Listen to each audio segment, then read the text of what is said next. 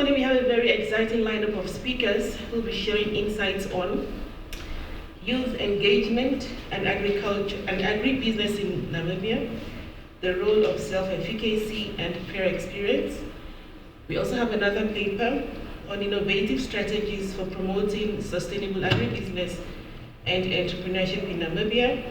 And finally, the third paper is Women Empowerment, an open path towards equitable society.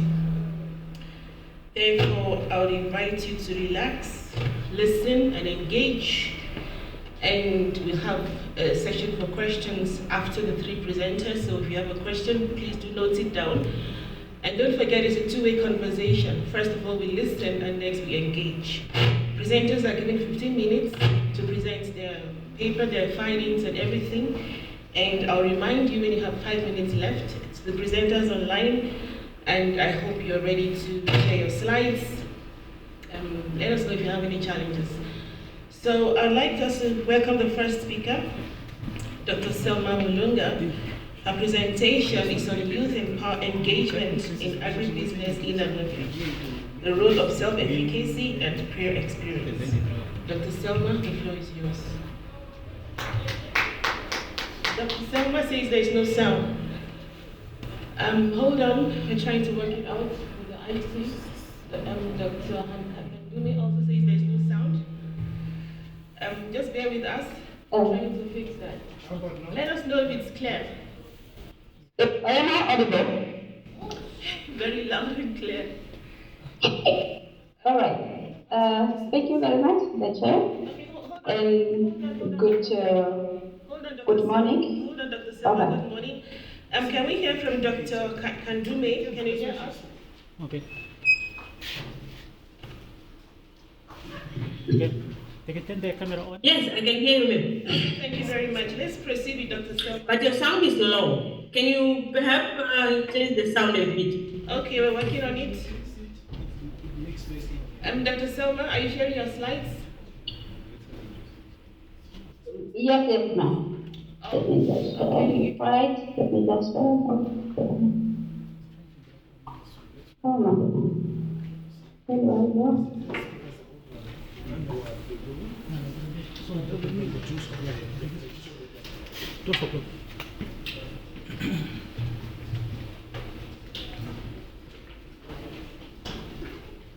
Okay, Dr. Selma, share your slides. The floor is yours. Thank you. All right, Doc.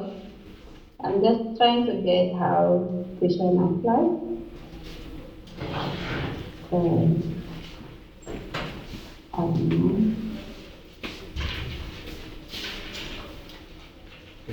Oh.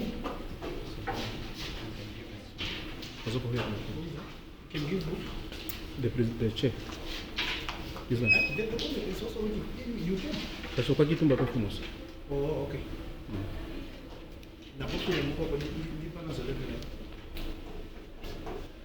I don't know if my slides are visible.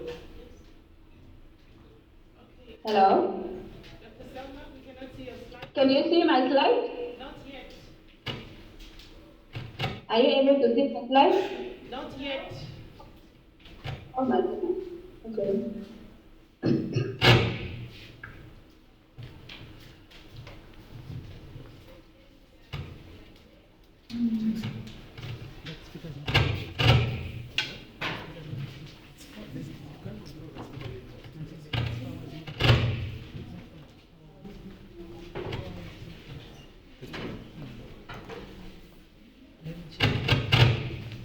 I'll say my son. Maybe can someone back there me? Okay. I think I'll Minimize the screen. my slides are on the desktop. I'm not seeing the desktop.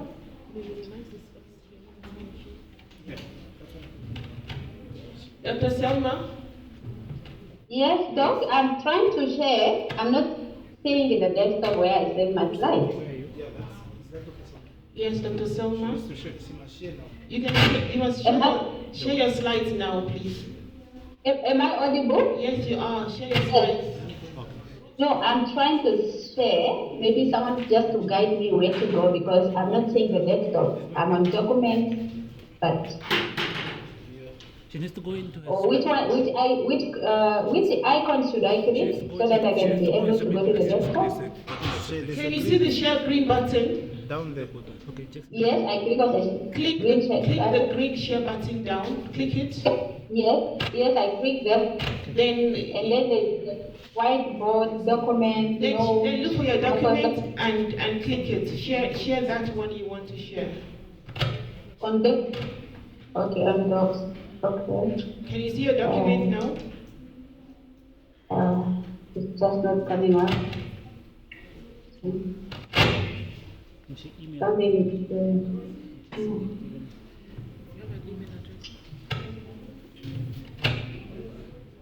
Okay, on document, when I click on documents, there are different type of icons coming up, like Google Drive. Click your presentation. Yeah, presentation, I'm not seeing it. Windows. Windows. Let me just maybe. Can you email your presentation then while we move to the next presenter? All right, thank you. Email your presentation. Let's move on to the next presenter. Dr. Kandume, are you ready to share your slides?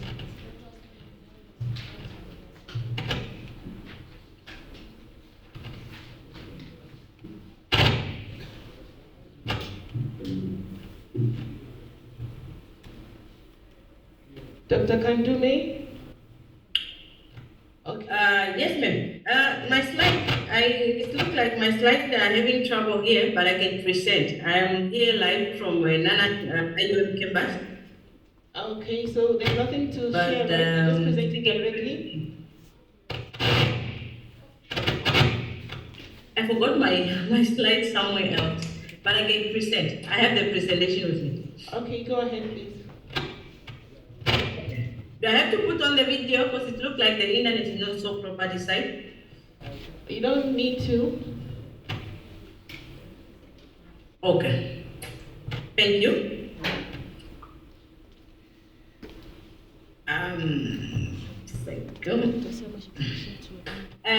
My article topic is innovative strategy for promoting sustainable agribusiness and entrepreneurship in Namibia.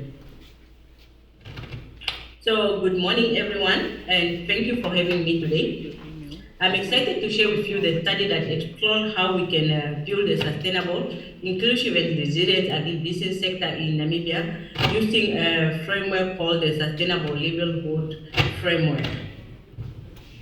So let's start with why this is important. Namibia is like many countries face big challenge. Food security, economic diversification and rural development are key priority.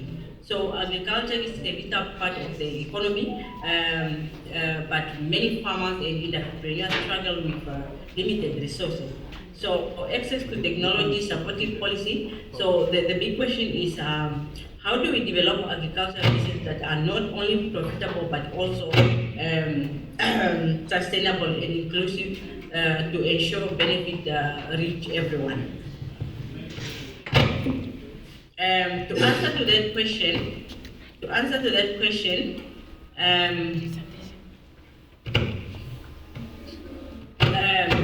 we use the Sustainable Livelihood Framework.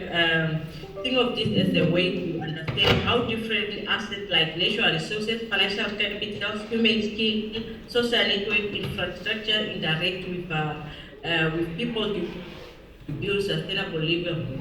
So it is a view that helps identify what assets people have and what problems they face and how to support them effectively. So this study used a mixed method approach, meaning we combine numbers and stories. We surveyed 50 agribusiness practitioners across selected regions to get quantitative data about their practices, challenge, and opportunity. Alongside this,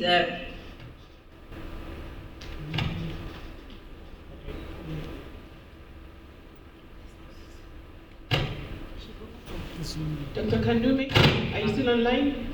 The Zoom link desktop. From where is it? From the other one? From the other hall. That's Zoom.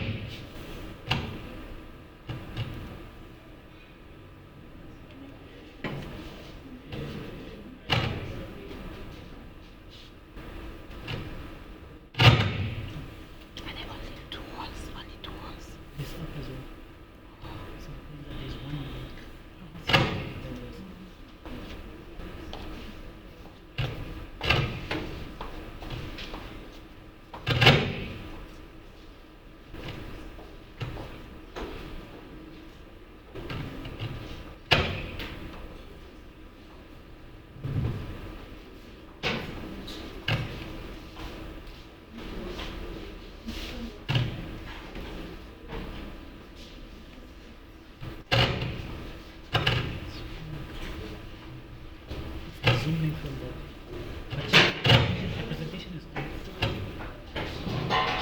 Dr. Blessing, I think the presentation is on. Okay. So I think for me, We can start with that. Wait, those line are off now.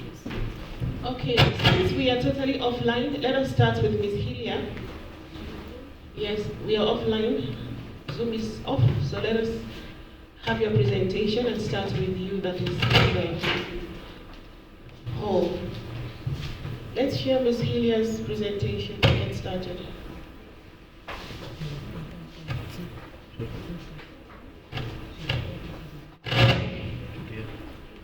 Who is it?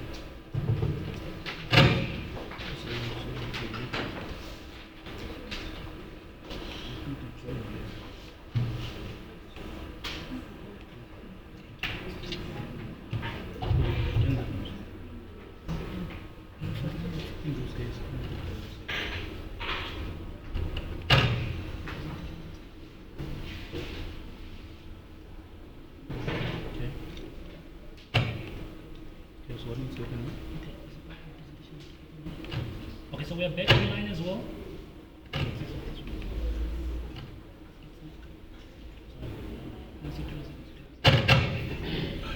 Okay, while we are setting up, good morning once more, colleagues and everybody.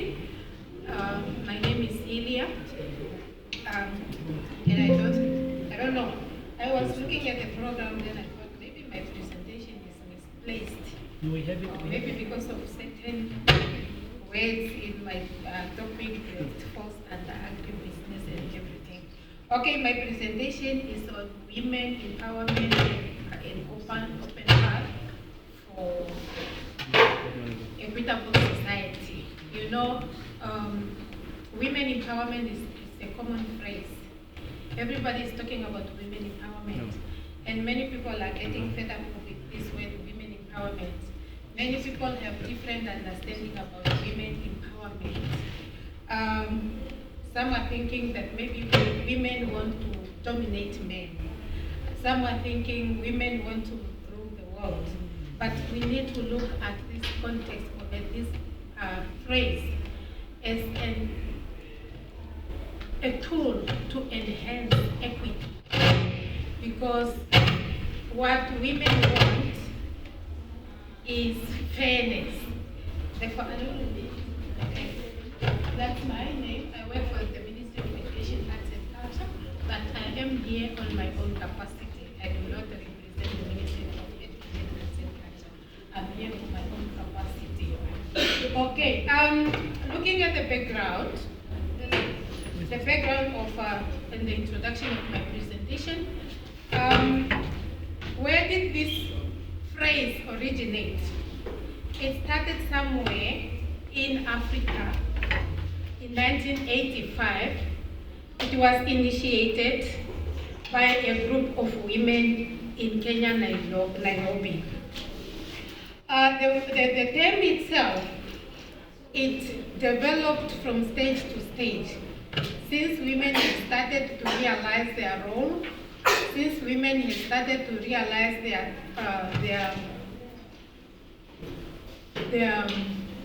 their input in life or in society, then that's why they say after decades of development, there are gender disparities that have started to escalate since the introduction of the empowerment, of the term empowerment. That's when the women started to open up to see that there are different gender issues that are affecting us as women. When it comes to Namibia, we have our own, or we had our own feminists. We have the other bodies like we have NAWA, Namibia African Association, that was established by the late Otili Abraham. She is one of our feminists in Namibia. Then we also have FAWENA in education. We have FAWENA. The FAWENA is another organization which started or originated from FEWA. Still, it was originated or developed or established in Kenya. It was established by educationalists. the Minister of Education gathered in Kenya in 1992, and they came up with this idea or with this organization, which started to look at how a girl child is doing in society, how a girl child is left out, how a girl child is perceived in society at large. I don't know, can't you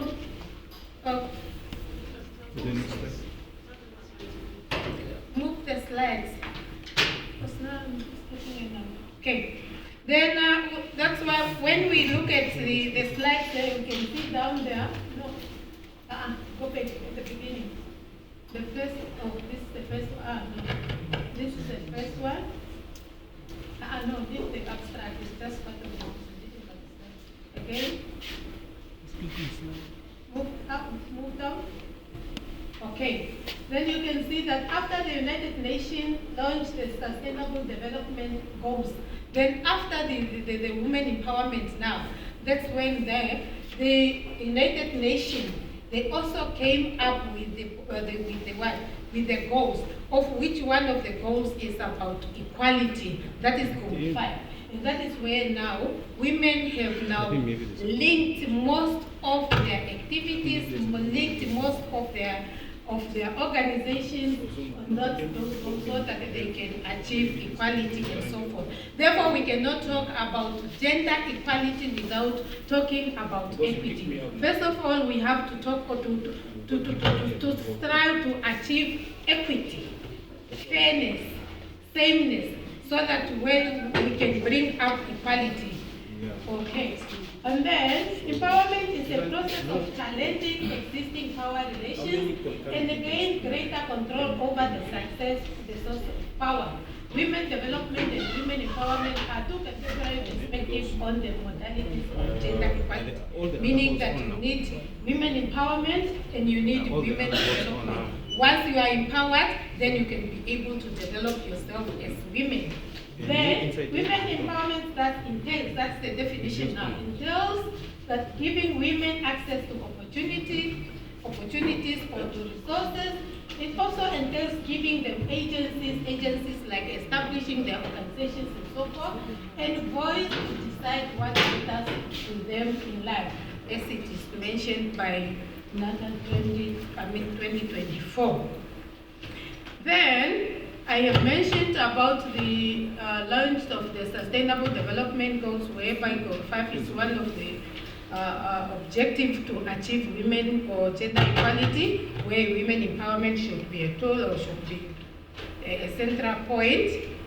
And then we do have also I have also talked about FEWENA. I have also talked about gender equality in terms of moral, economic, and social imperatives. Gender equality has always promoted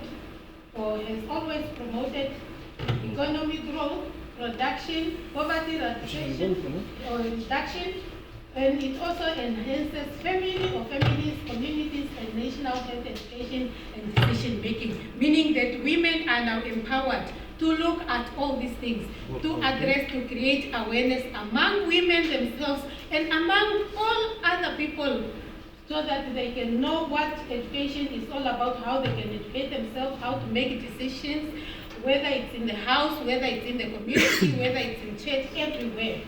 Although in Namibia women constitute 57% in parliament, this is a new trend out that is coming up now. They are still underrepresented in top leadership positions. I think one can agree with me that, yes, one can agree with me that when we are talking about 57%, this is in parliament in total.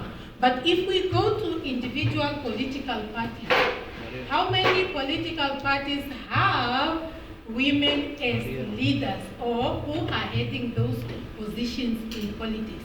That's what it is all about. And as I have put here, that only the SWAPO party that has 50%, which is using a zebra system on voluntary political party voters as it's put by that author. However, we are still having women in these other political parties who are willing to serve in senior positions in their parties, but opportunities are not there. We are not saying they are not capable. They are capable, but what is it? It will come later. The solutions need to be addressed so that these gender gaps can be eliminated. Go on. Dan, can you go on with the slides? Now we have, I was talking about women empowerment. The topic itself about equitable society, inclusivity. Now we are looking at equity. What is equity? Equity is all about fairness or justice in the way people are treated, to remove barriers and create a level of sameness. We are looking for sameness. If a man can lead, a woman can also lead. If a man is capable, a woman can also be capable. We are not talking about people to be given leadership, but they cannot be able to lead, whether you are a man or whether you are a woman. But we are talking about opportunities that can come or that can occur when a person indicates or show competency on leadership or anything that you can do. The quality of being fair and impartial. Equity at work, consider women as eligible as men. There are in some cases where people feel like they do not want to be led or to be led by women. They are not because of anything, it's just because you are a woman. Just take an example in our roads. You drive and drive and drive. When you make just a simple mistake, then other drivers will look at you, and they will all conclude, oh, it's a woman. Can you see? But in many cases, we let the mistakes and issues of men to go through, and they are accepted, they are fine.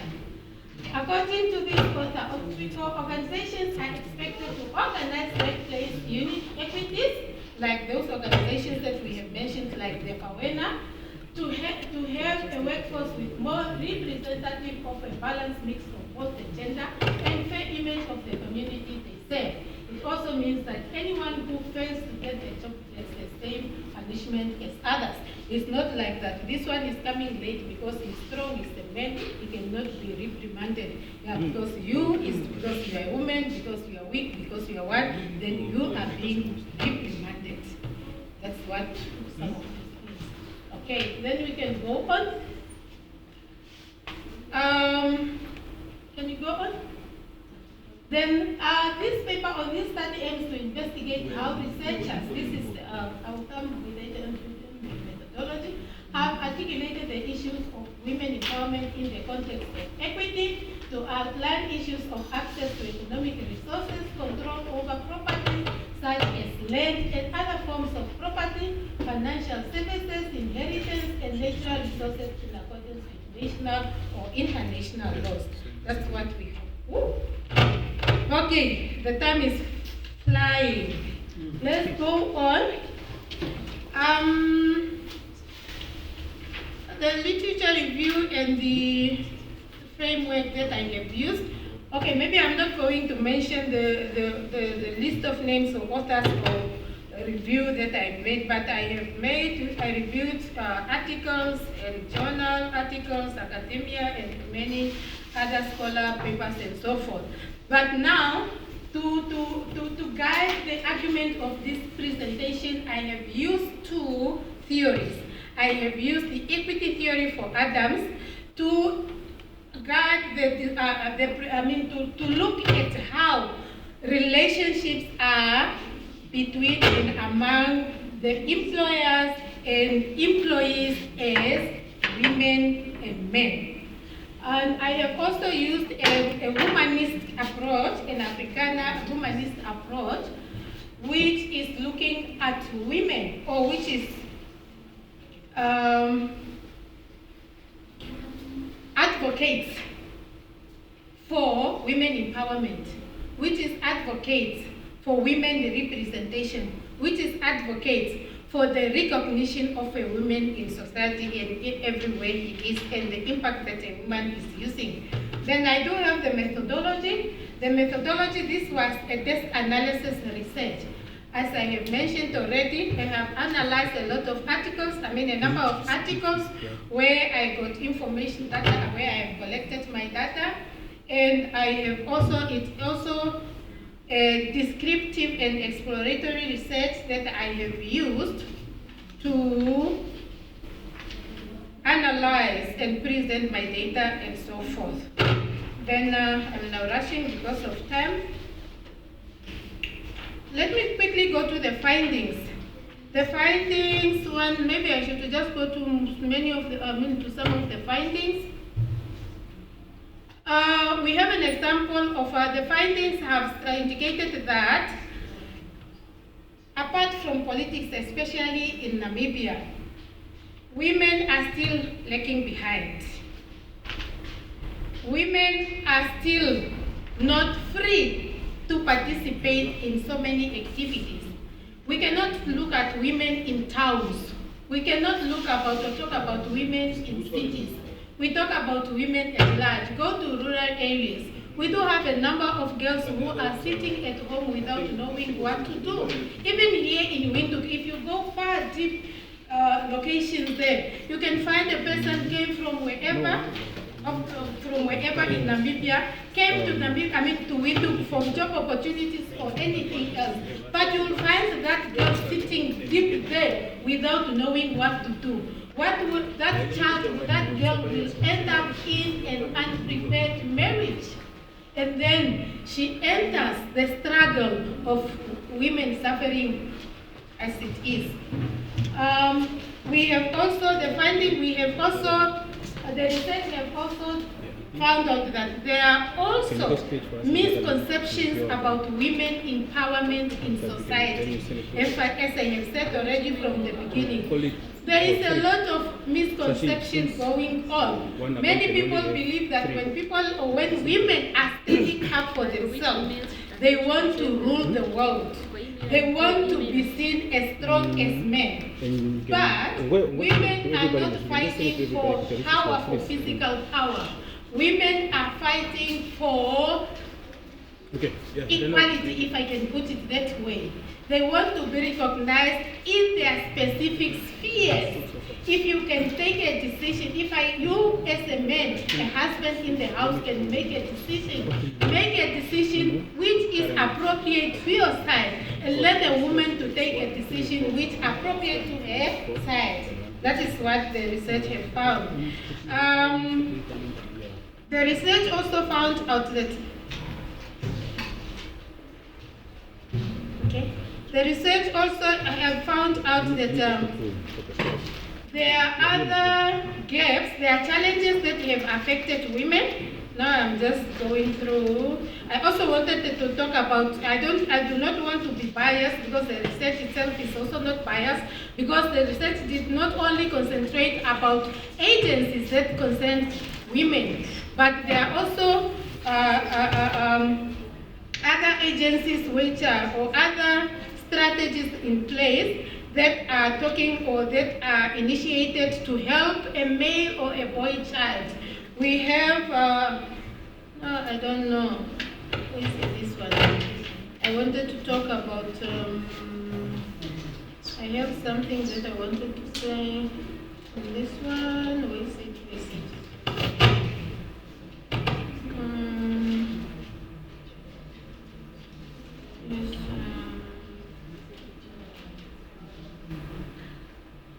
I can't find it now, so I'm rushing. But I know that I have something on male education and gender gaps. We have economic gaps between men and women. These are challenges that are facing women. But I wanted to point out something like, like in Namibia, we have organizations that men engage in Namibia. This is one example. We have another one, Intense Men Namibia. These are a few organizations that are from the men's side, which are also fighting for the male boy or the male child to be recognized as well.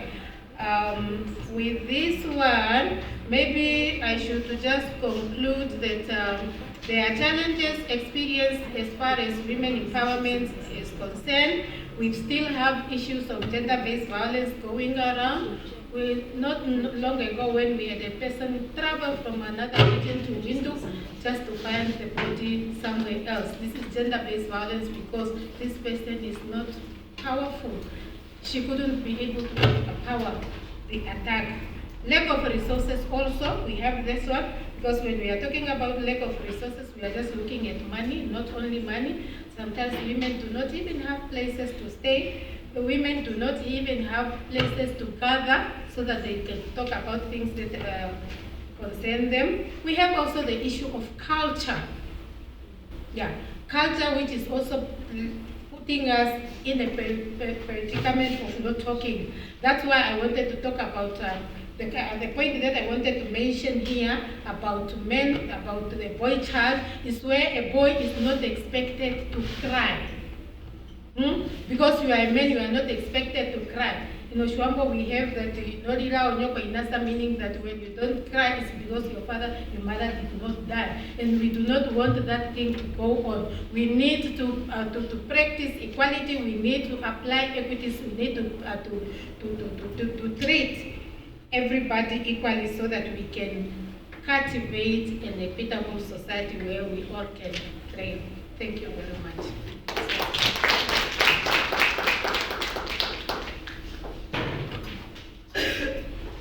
Let us give Dr. Hilya another round of applause. Thank you very much for that insightful presentation on women empowerment and open path towards an equitable society.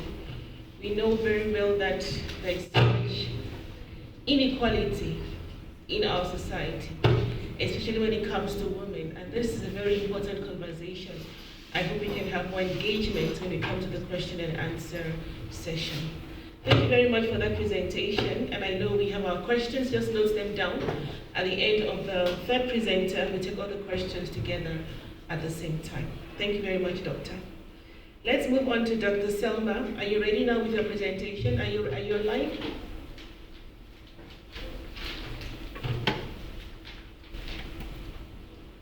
Dr. Selma? Yes, I'm online, Doctor.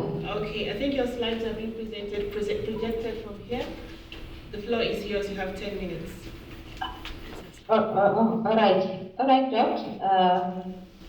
Good morning, everybody. Distinguished guests and also the fellow prisoners. My name is, as you have already introduced, I'm Selma Mulunga, and I'm so delighted to share my research on the title of your youth engagement in agribusiness, which is our meeting on the role of self-efficacy and prior experience. Dr. Selma? Yes, sir? I'm sorry, are you presenting from that side? You did not share your slides with us? Oh, I shared to the conference. Okay, let me try to share it. Yeah, you need to share from your side if you haven't sent it. Oh, but I have sent it. Okay, let me just try to share it again. We don't have it here. I sent it to the conference. To that email for the conference. There's in the comments. The email is in the comments. Can you see the comments on the chat? Oh, am I sharing the chat? Yes, okay. The email is in the chat. Can you share it to that email? Oh, all right. Then we'll present it from here for you.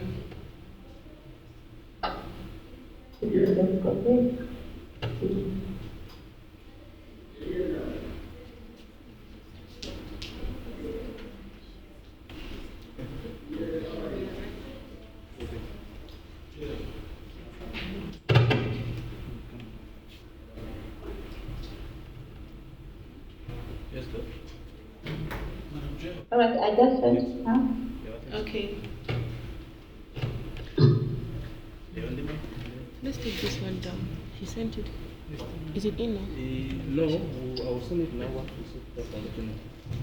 We're yet to receive it, Dr. Selma. All right.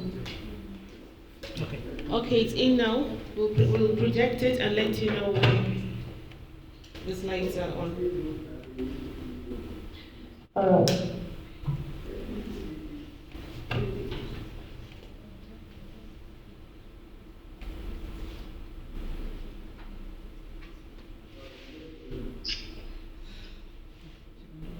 Okay, can you see your presentation? Not yet. Okay, just Not yet. you can proceed now. We have your slides. All right. Sorry for that. And I said my topic is on the youth engagement on in the agribusiness, which is the role of self-efficacy and the prior experience. So I'm going to quickly touch on the introduction, and then I'll move on on the methodologies. I'm not able to see the slide, or can I just continue? Just continue. All right.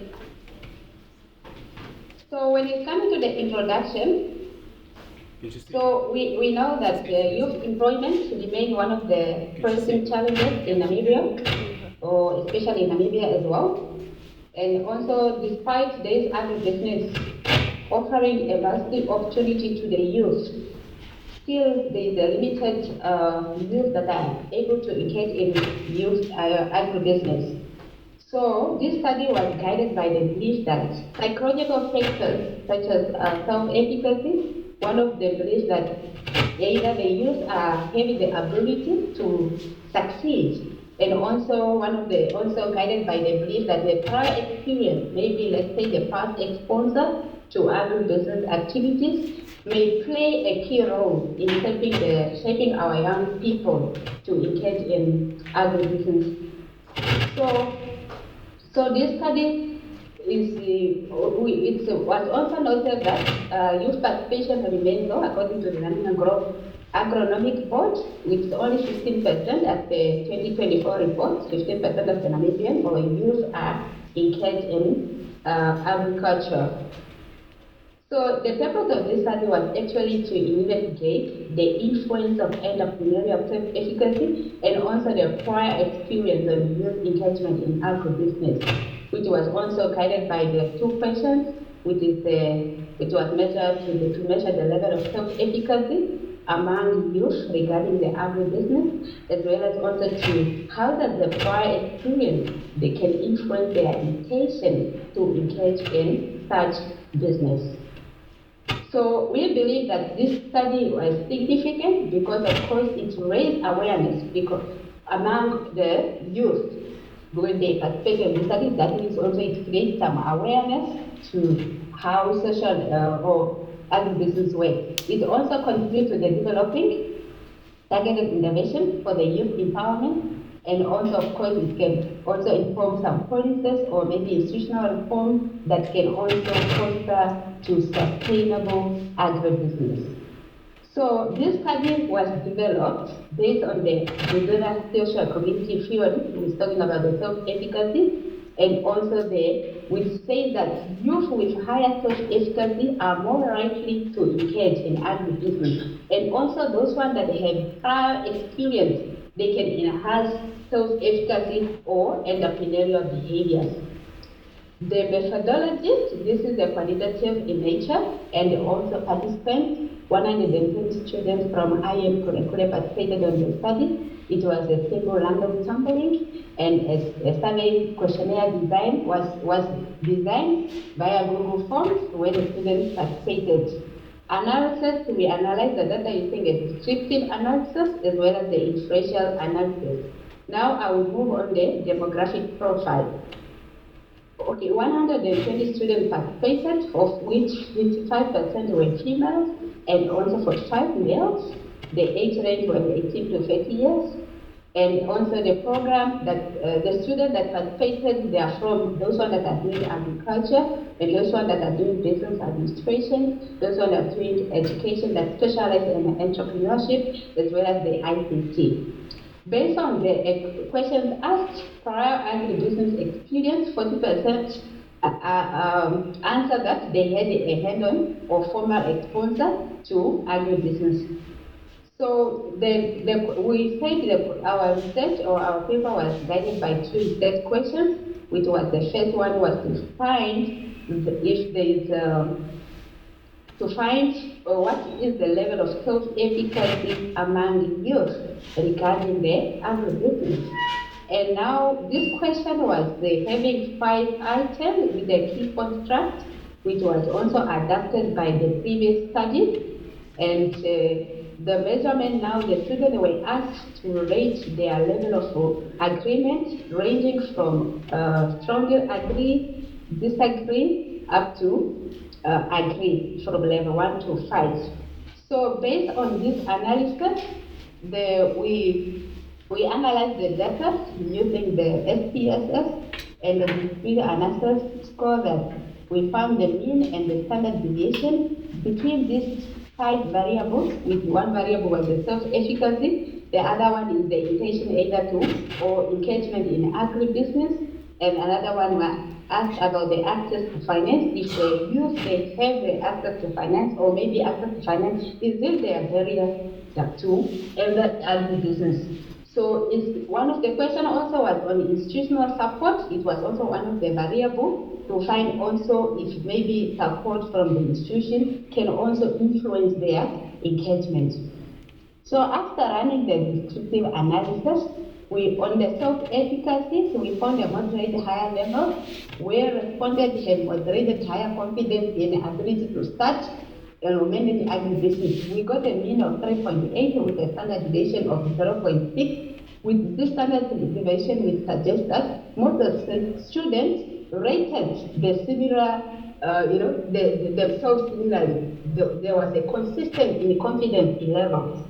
And also, on the lowest one was the institutional support, where we observed that there is a higher level of agreement regarding to institutional support, as from the government or either from the education institutions, financial institutions. They perceive as also insufficient because we got a standard deviation of 0.9 with a mean of 3.9. So this one they perceive as there is a perceived insufficient, maybe insufficient support either from the government institution or financial institutions. So that has to be also implies that there is a disagreement because of this statement, possibly based on individual exposure to those services, because some of the students or the youth, they don't have enough exposure either to the financial schemes, and that's why also the awareness was raised on this. So after that also we ran a correlation analysis where we wanted to find out the entrepreneurial self-efficacy. The Pearson correlation was run to find out if there is entrepreneurial efficacy in agribusiness. And on this correlation analysis, we got the R square of 0.8, 0.62. Let me just go to that, right? Yes, we got a correlation of 0.62 and also a peer depressor of less than 0.01, which shows that there is a strong correlation between these items. Prior experience was also a positive, there was also a positive correlation of 0.57 with a p-value also less than 0.01, as well as the external barriers or mutation, external barriers. These are the way either access to finance or other barriers that can prevent you to engage in entrepreneurial, agribusiness. So this one we got a negative, there was a negative correlation of R square of negative 0.49. We also note that moderate negative correlation was there, with a p-value less than 0.05. So another question was to find out how does the prior experience influence their intention to engage in agribusiness. We wanted to find if maybe those students or those youth that have prior experience, they have some intention to engage in agribusiness. And then they were asked, guided by either more than 2 years to 5, and this was also a scale of 1 to 5, less than 6 months, and no experience or formal training. As you can see on the average of self-efficacy and average of intentions, you can already see that those students that have less than 6 months, you can say that they have more intention the ones that have less than 6 months of experience, they are more willing to engage in agribusiness, 4.5 on average, and also the other one at 4.8. As well as also you can say that more than 2 years of experience, their engagement is also high. But those ones without no experience at all, this means also they have no intention because of maybe they don't have experience of what is agribusiness, or maybe they don't have access to resources. Yes? You have 5 more minutes. All right. So those ones you can tell that with no experience, they were either self-efficacy for their ability to engage on this. It was only 2.9. And also intention, which is very less, 2.5. We can move on. Next slide, please. Am I the one showing? Okay, this is just the graph. Again, it's the same thing that I explained before. We saw the average rating from the scale of 1 to 5. You can see the other color with like a light green is the self-efficacy, and those one with the agribusiness. It was just again self-efficacy versus agribusiness intention based on the level of experience. We can proceed.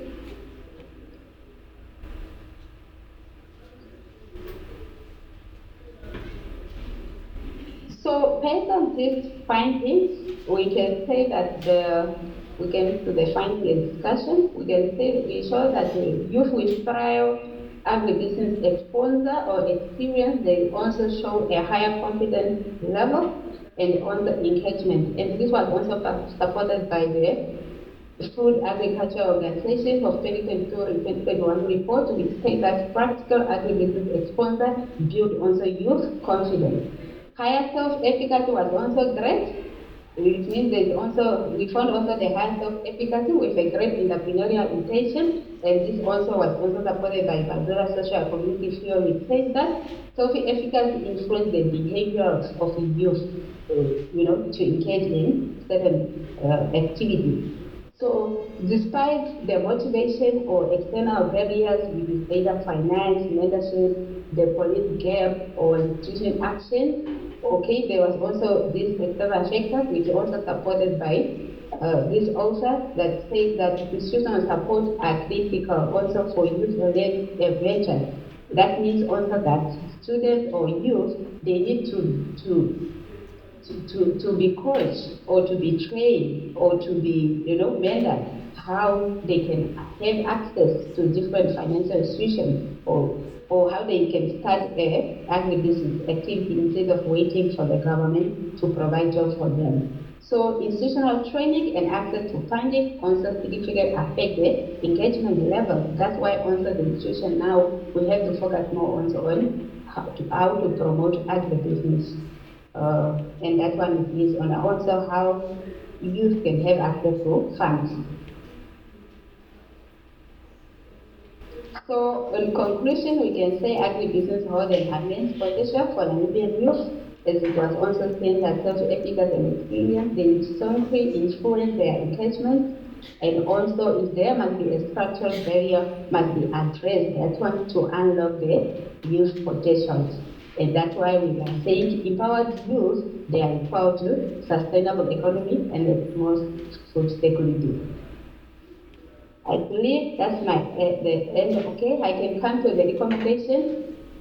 So for the recommendation, we can say that we have to enhance the agribusiness education and also practical exposure. We need to educate our students on agribusiness. And also we have to promote collaborations between academia, government, and private institutions. We have to collaborate. It's the only way that the youth also they can know how even to get access to funds or what type of market can I venture. Because when they are thinking about agribusiness, they only think of maybe working in a farm, but there are different markets either that they can participate. Strengthening also financial literacy and entrepreneurship training is also one of the good ones, and also we need also support ecosystem like funding, mentorship from different institutions. I thank you very much, and That's the end of the presentation.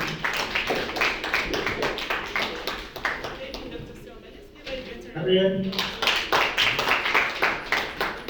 the start of this session, I asked a question. I said, how many people here are in the agricultural field, or have farms or something? And I saw a number of hands. I want to ask another question, because her presentation is on youth engagement in agribusiness in Namibia. Now, I see many young people here. My question is, how many young people here are engaged in agribusiness? Oh, okay. So it's quite an interesting conversation. You can see what are the constraints, what is the self-efficacy, what are the mitigating factors, right, limiting youth engagement in agribusiness in Namibia. Remember, agriculture is a backbone of every economy, and if we cannot circumvent these challenges, we're going nowhere. So write down your questions, keep them. After the third presentation, we'll come back to take all the questions and the presenters online to answer all the questions. Thank you, Dr. Selma, for that presentation. Now let's go back to Dr. Kandume. I hope she's online. She'll be presenting on innovative strategies for promoting sustainable agribusiness and entrepreneurship in Namibia. Let's give her a round of applause.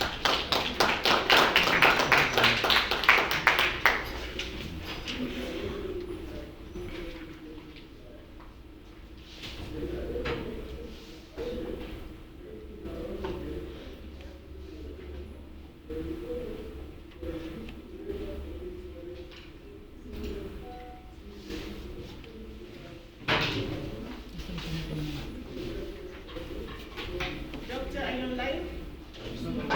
She's not online. Okay. Okay, just indicate when she's back online so we can get her presentation.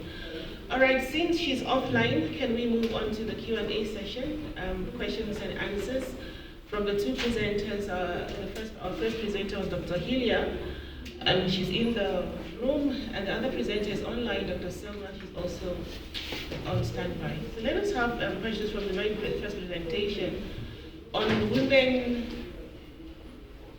The topic is what? Yeah, women. Is this women empowerment, equity? Yeah, you know, there's so much inequality when it comes to women, and there's so much conversations along that line. So let us start with your questions. If you have questions, can you just signify by raising your hand? I can see one hand, 2, 3. Yes, any other questions for the first presenter? Ladies, I thought you were in the room. All the questions so far from gentlemen. Any lady representing? You don't have any questions? Okay, let's start with him. One. Okay. Thank you, Chairperson. Okay, please come to the podium. Thank you for a good presentation. I think the issue of women empowerment is very topical. Our president is on record in saying our cabinet comprises of 87% of women. 2 years ago, all the 4 banks in the country, 3 of them were women, the CEOs. We have a law, Employment Equity Act, that says, especially promotion and entry levels, give preference to women. I'm trying to give these statistics to show that a lot of, and in fact, at that UN conference, Namibia has been ranked as #1 in Africa as far as women empowerment is concerned. My question is, with all the strides that we have made, can we still say that women are not empowered in Namibia, especially at that level? Secondly, I want to juxtapose the thing against meritocracy. In other words, merit. if a guy on merit is equally good and competent as a woman, should we then appoint the person, but you have a guy on merit deserves to be appointed? So these are the problems inherent associated with the discourse around this particular thing. And I want your views on that. Thank you very much.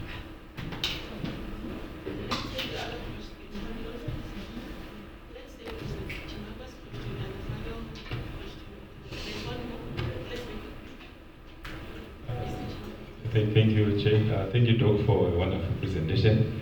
My line of questioning, or just a comment, is on equity and for women. I'm raised by my grandmother. I'm my mom's child. I've grown up around women in my life, having raised by 7 sisters.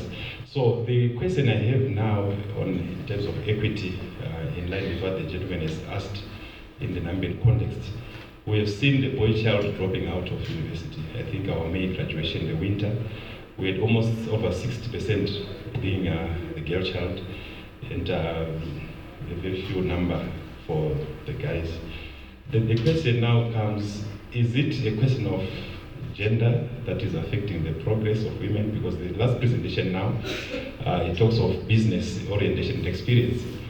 They didn't mention gender. I don't know how we could marry this recent study online that has been given, and they are mentioning something to do with self and access to resources. At what point, at what juncture, can we say now we can focus on the boy child again? And to what extent has women empowerment been measured in terms of, let's say, political leadership? There are many political parties, but do we have to have the women as presidents there for us to say there is indeed progress? Can we use the participation, the leadership in different political fora as to say, yes, now we have out of 13 political parties that are registered, 10 of them are women. Then we say women have done it. Because I think another lady in Efolafo or somewhere there in TES, they may not have the need to be at the top, but the empowerment, it must actually come to ability to live of reaching out their goals. They may not be interested in being at the top, but they can still make a change in society. Thank you.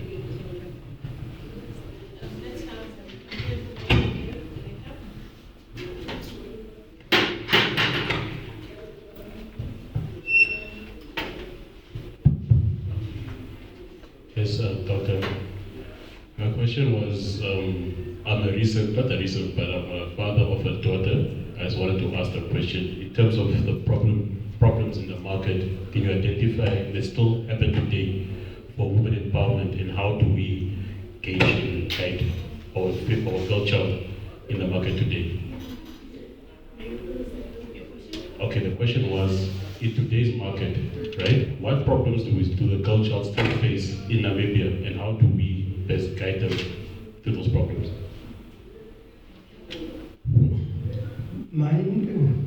Thank you very much for a very good article and your research, your findings, everything. Mine is a very small one. It is, you had referred to sameness. Can you explain to us the definition of sameness within your research that you have done? Thank you. There is a representation from the ladies, all the ladies in the hall.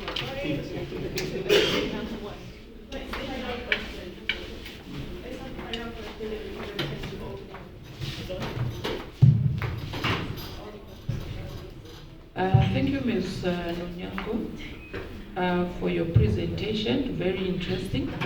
But mine is not a question. I just want to provoke a discussion.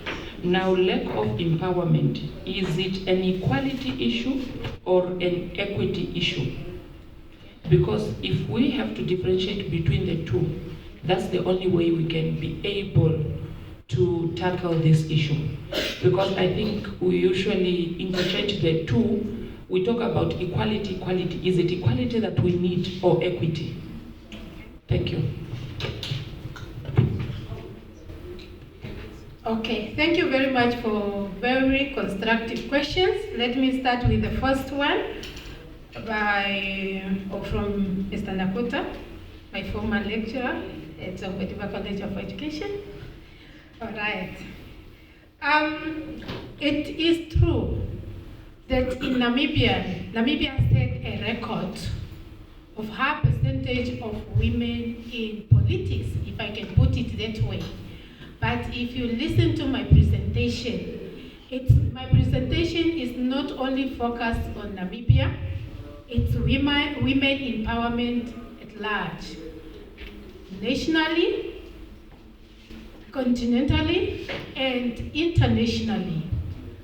Although politically in Namibia, we have achieved, let's say we have achieved a full representation of women in parliament, we still lag behind because in parliament there are different political parties, and those political parties, they are comprises of both men and women. And if you look at the leadership of the political parties that formed up the parliament, not many of them have women in leadership. I think I can intertwine this with the same question that have been asked by my colleague here, that do we need to have women in every political party, if I can put it that way, in a leadership position for us to say we have acquired or we have achieved women empowerment? No. But we still have to do or to recognize women where they are not recognized. We are not saying they only need to be in top positions so that we can say they are empowered. Even a grandmother at home, if she is alone in her house, she is fully empowered. But if the grandfather is there, the decisions, she has to look around most of the time to say, yes, my grandchildren, they need this or they want this.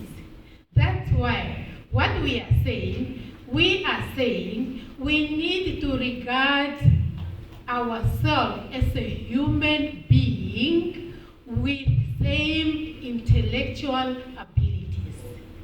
Therefore, women do not only, or we are not advocating for high positions only, but we are advocating for equal recognition, for fairness to be applied in all instances. For example, I know I'm giving an old example, then we have achieved that one, even in Namibia. According to history, in Namibia, a woman could not buy a car. Whether you are a teacher or a lecturer, you couldn't buy a car. You couldn't own a house because you did not have that power. You were regarded as a child.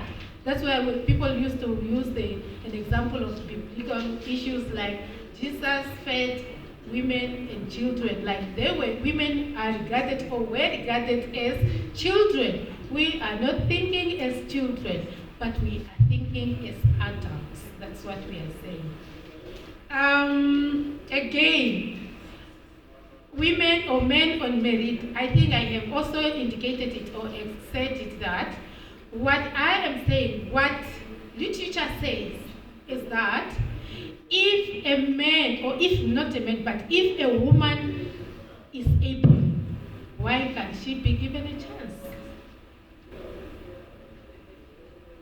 The chance that a man or a counterpart has, a woman should be given that same chance. Therefore, we as women, we should also not misunderstand the concept of women empowerment, then we can take advantage of the system or the whole thing. That is not the purpose. That's why if we go back again to the African womanism, the theory that I have used, initially there were 3 waves of feminism. Ladies or women who have started to advocate for women empowerment. We had the first feminism wave, the second and the third, all were based in America.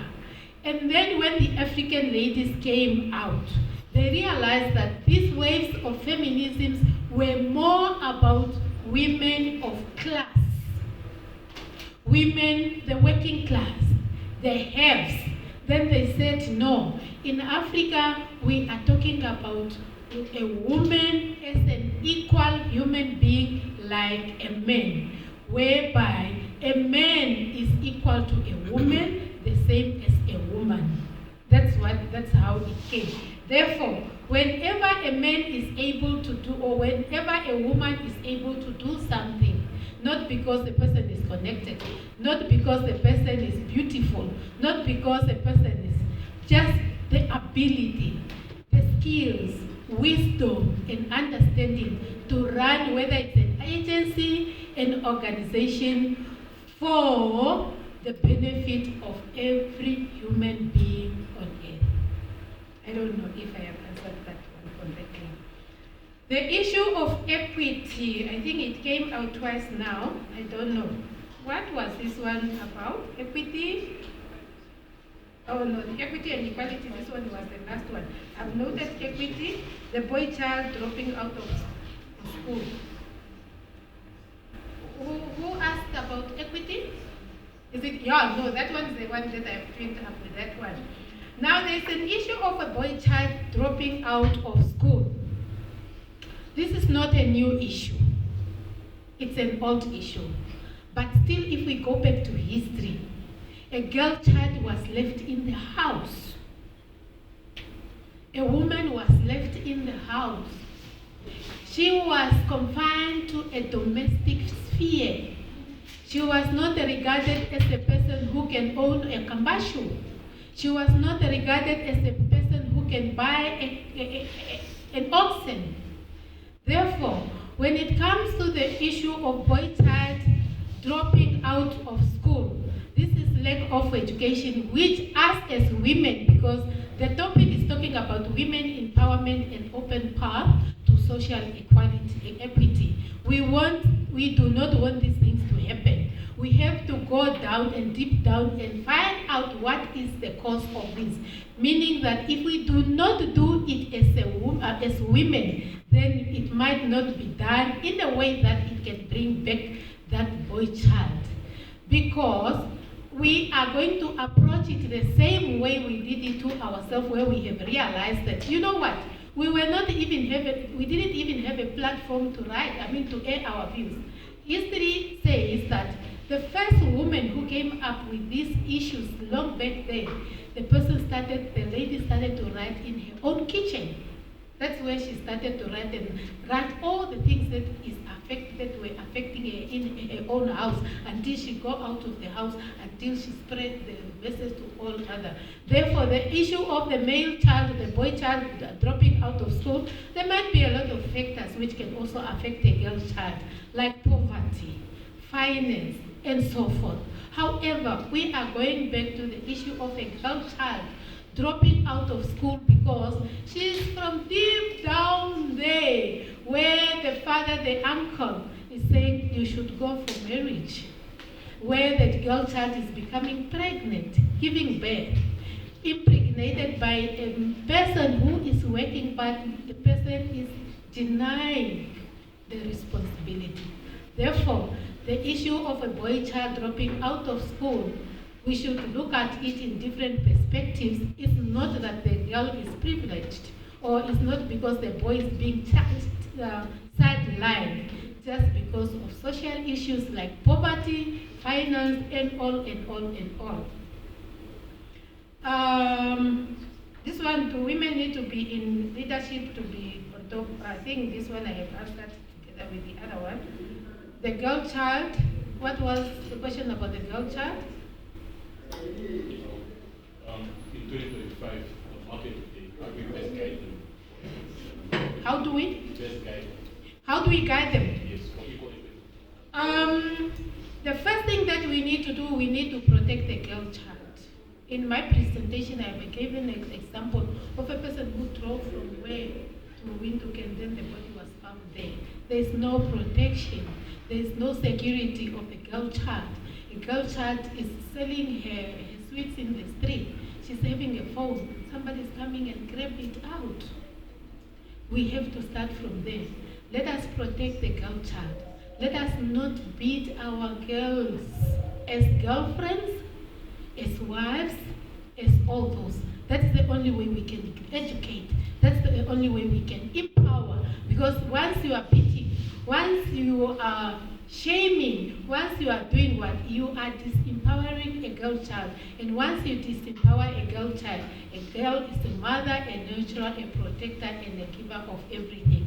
Therefore, we need to help a girl child to stand on her own when we protect her, when we save her life, when we motivate and encourage her to be, she is able to join the business market as a male or as a boy child. There was also the issue of sameness in this research. The word sameness in this research defines or forms part of equity. We are the same, we are equal, therefore we should be treated fairly. We should not discriminate. Gender-based violence, gender gaps in economics, finance, inheritances. So many things are happening. There are laws in place, yes. Regulations are there, but they don't reach each and everyone. We are not the same. There is no fairness. Because you are a man, you are strong, you are protected. Because she's a girl, she's young, she's short, she is not protected. We are not the same. There is no fairness in the society as far as a woman is concerned. Then I was also asked to, okay. Actually, mine was not, I asked the question, it's not about women, men, it's about the society, the nowadays society. The sameness of that society is different now than 50, 40 years ago. So it is that sameness that I want to know what is the definition now in your study about sameness. As you excluded the thinking, the current thinking of sameness. I do not know if I understand the question correctly, but in the past, the sameness of society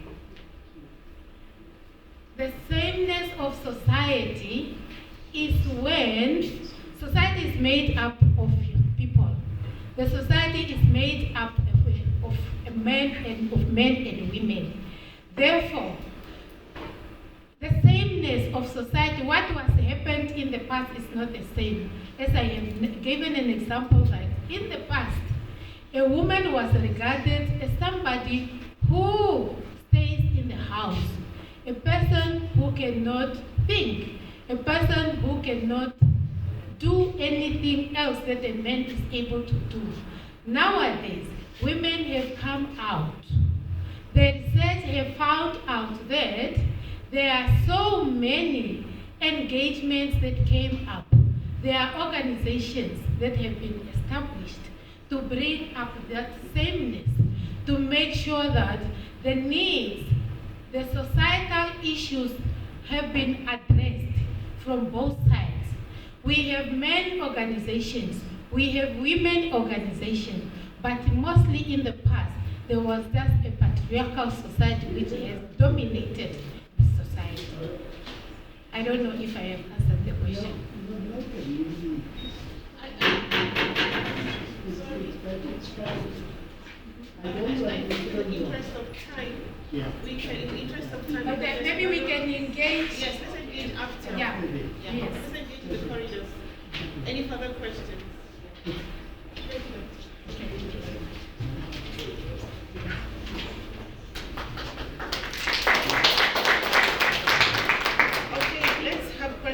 on Dr. Selma's presentation on agribusiness and youth.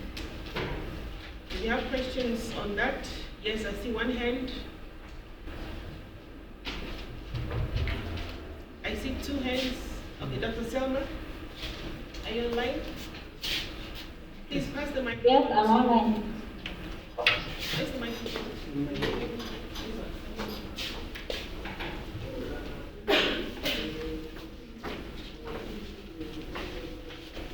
Dr. Selma, we have some questions.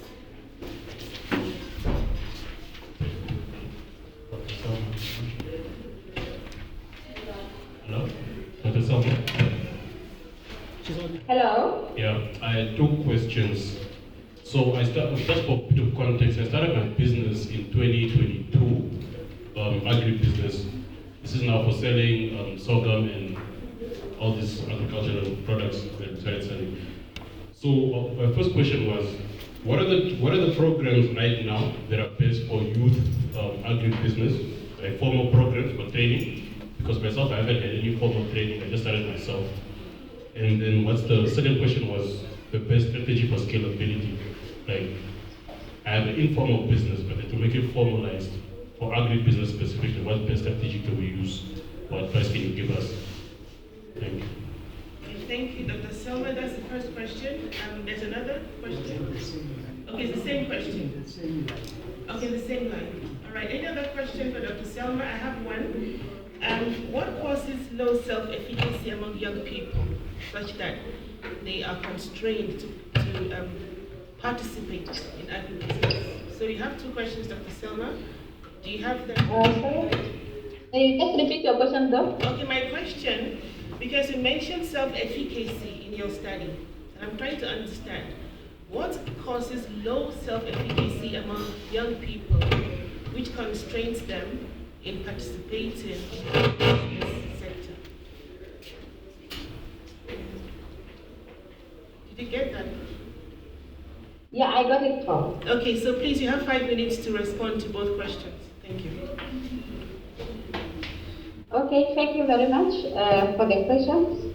Let me just answer the first two questions, which ask what are the different programs that are currently available. Okay, thank you so much that you stated that you have started your agribusiness without maybe a training program.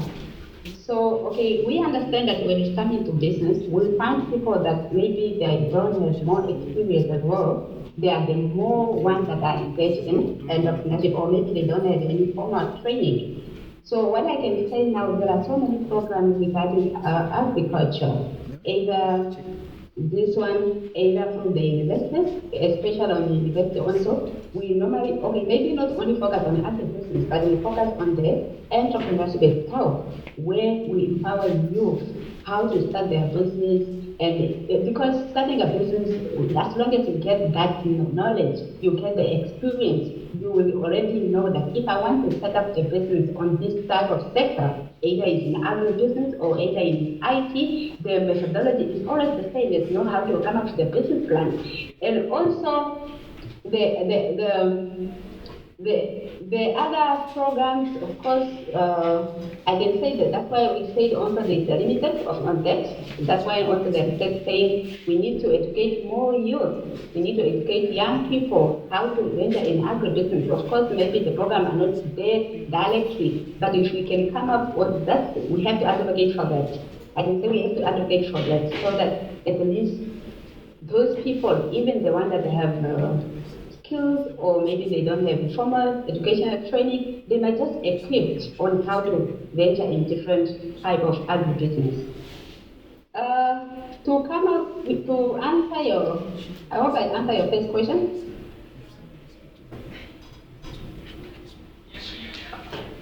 Am I audible? Yes.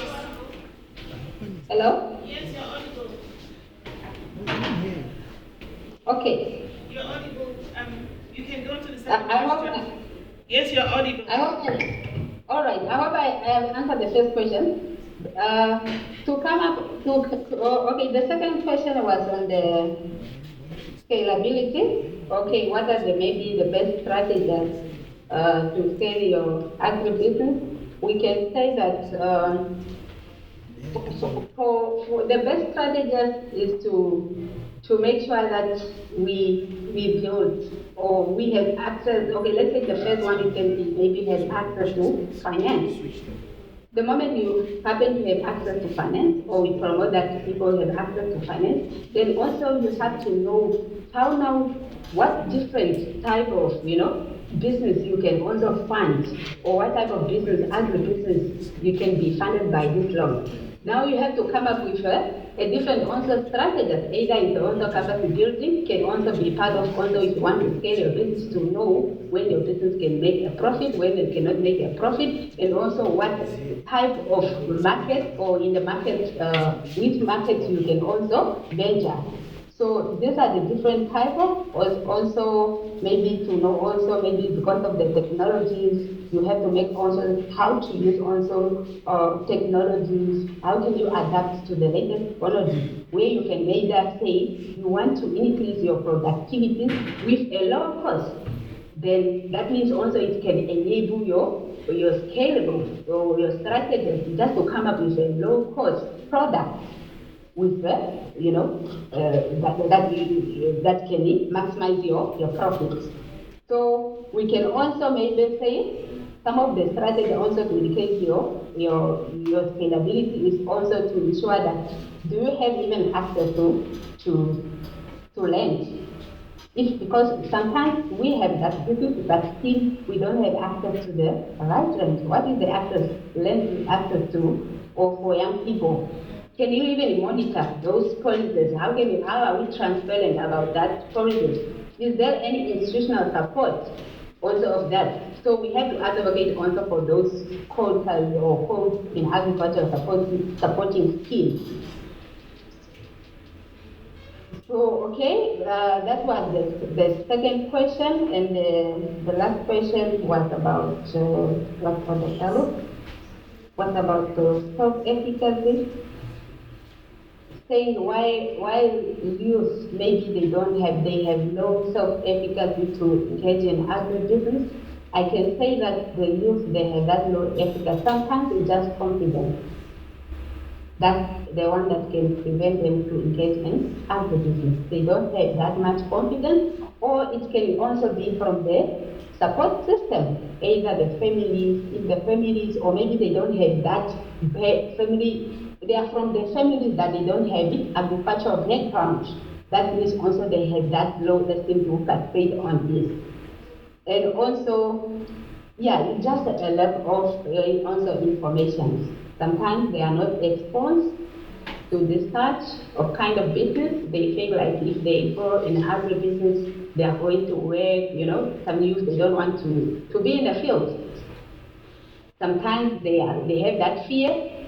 Just, confidence is just not there. But it's now for the institutions to make sure that how can we motivate our youth to increase their self-efficacy, or how can we motivate them to make sure that they participate in agribusiness, they take up the opportunities, because opportunities are sometimes there, but they are not willing to participate. They think like maybe sometimes it's a dirty work. The way they understand the perception as well is one of the factors that can also not motivate them to engage. The family background, or maybe sometimes access also money, they are fear of also not making a profit, Sometimes they just get that fear that if I borrow even a loan, some they have a knowledge that I can get a financial scheme. There's a government youth development program that is also supporting the youth, but they have that fear that if I take this loan, how do even I repay back? Or maybe I'm going to make a profit. Maybe based on the other people's experience as well. That's why also they have hope. But as long as now we motivate them, we encourage them, we tell them the benefit of agribusiness, we tell them what it can bring. It can increase, of course, the growth economics, what you can take there. Thank you very much, Dr. Selma. Thank you very much. Thank you for your answers. I think you've answered my question. What are the limiting factors to youth participation in agribusiness is fear, lack of confidence, and I think these are things we need to talk about really. Because without our active participation in agriculture as youth, as young people, we will not be able to achieve the economic growth and development which we so much desire. Thank you to all the presenters, Dr. Hilya and Dr. Selma. Let's give them another round of applause. We can do better. All right, thank you. This brings us to the end of the first session. We can move on to the second session now. And your chair is Ms. Rosalia.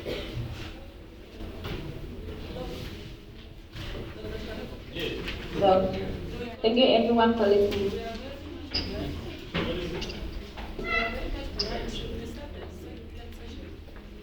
It's supposed to start what time?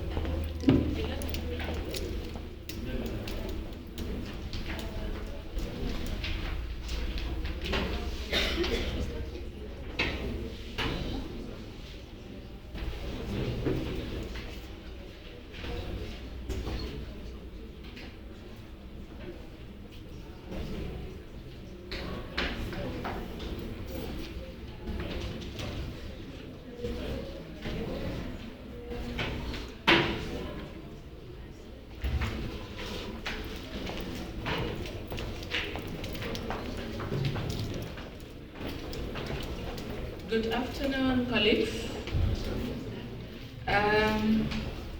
We are way behind our time, but our chairperson said the 30 minutes, not 30 minutes, but 27 minutes remaining will be able to finish. So we just stick to time, and the presenters, let me just ask you to present your presentations straight to the point, so that at least if we are not able to do the discussions, we will do the presentation and discussion later, but let's try to do everything within this time that we have.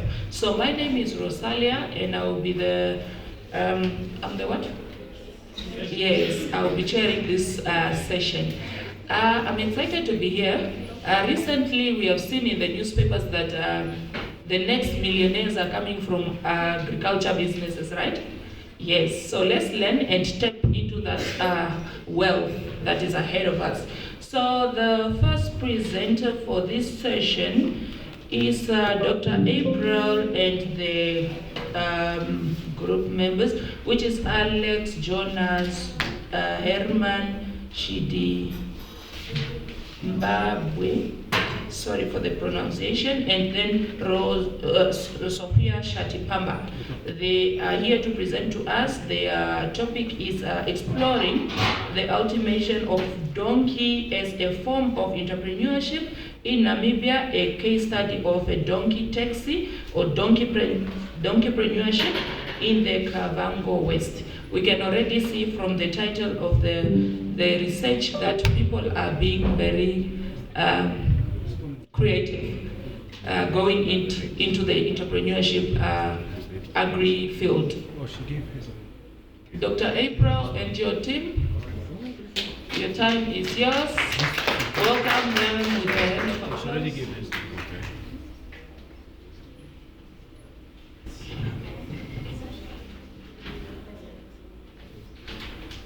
Okay, we are giving each presenter 10 minutes, but you don't need to use all the 10 minutes. Okay, let's welcome them again.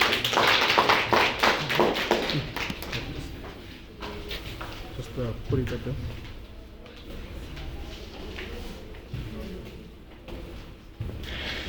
Good afternoon, everyone.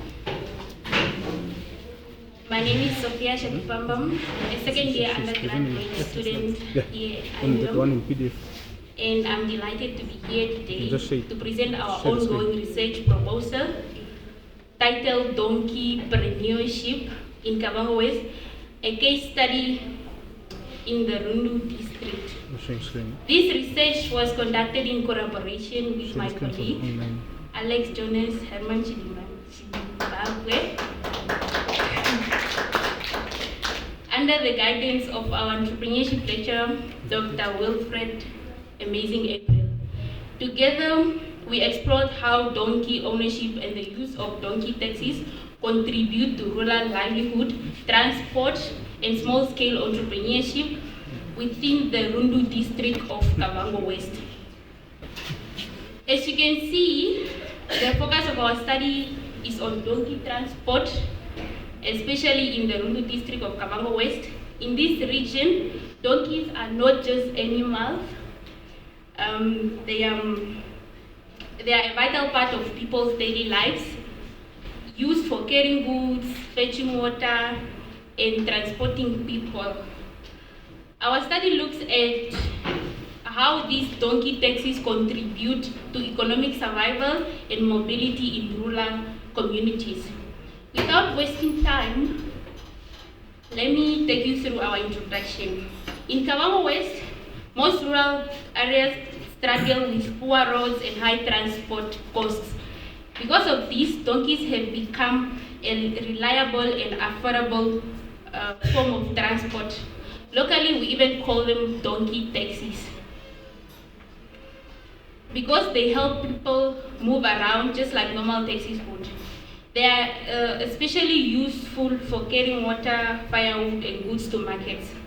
This shows how traditional practices are being adapted for modern needs, something I refer to as donkeypreneurship. Moving on to our problem statement. Okay. Although donkeys play a key role in rural transport, there are many challenges like poor animal welfare and lack of veterinary services, gender inequality in ownership, competition from motor vehicles, gender gaps, lack of research about their real value. Our study aims to fill this gap by showing how donkey taxi support livelihoods, rural mobility, and income generation in Rundu. Carrying on to our research questions, our research tries to answer 4 key questions. Number 1, what are the main modes of transport used in rural Rundu? Number 2, what factors influence people to use donkey taxis? How do these taxis improve community livelihoods? And what are the challenges that affect their sustainability? These questions guide the whole study. And our research objectives, for those questions, we have developed 4 main objectives too. Number 2, to identify different modes of transport in Rundu, to examine the socio-economic and cultural factors influencing donkey use, to assess how donkey taxis contribute to income and mobility, and lastly, to analyze the challenges affecting their operation and sustainability. Moving on to the theoretical framework or literature review. This research is guided by the Rural Transport and Livelihood Framework, which highlights that affordable and accessible transport improves rural livelihoods by linking people to markets, schools, and healthcare. In rural Namibia, where poverty and poor roads limit vehicle access, donkeys remain accessible for transport and income generation. Previous studies also support this view, like Mwenya and Cape 2018 found that donkeys have supported Namibian livelihoods since the 17th century. Our research supports this because in Rundu, donkey remains donkey remains central to daily life and small-scale trade. However, our study extends their work by showing how donkeys are used as taxis for income generation. Haufiku, Nuunyango, and Rico 2019 observed that donkeys are a vital role. Haufiku, Nuunyango, and Rico 2019 observes that donkeys are vital for smallholder farmers due to their strength and low upkeep. Our research supports these too, but goes further to show their new role in commercial transport. Chiome 2019 reported challenges in gendered ownership in southern Namibia. Our findings support this but also contradict it slightly because in Rundu, owners show greater care for their donkeys due to their economic values as taxis. Abebe 2020 emphasized that donkeys enhance rural livelihood but are being replaced by modern transport. Our studies support his view on their value but contradicts the decline since donkey taxis remain popular and necessary in Rundu.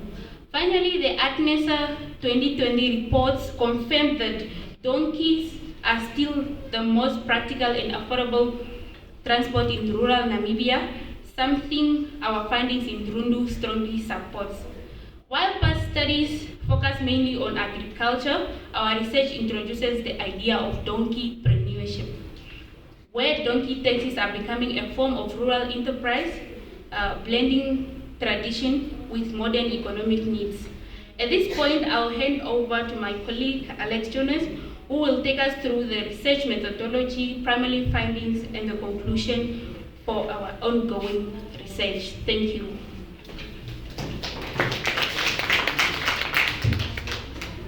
Thank you, Sofia. A very good afternoon, ladies and gentlemen. My name is Alex, an undergraduate student. Okay, moving on to the research methodology.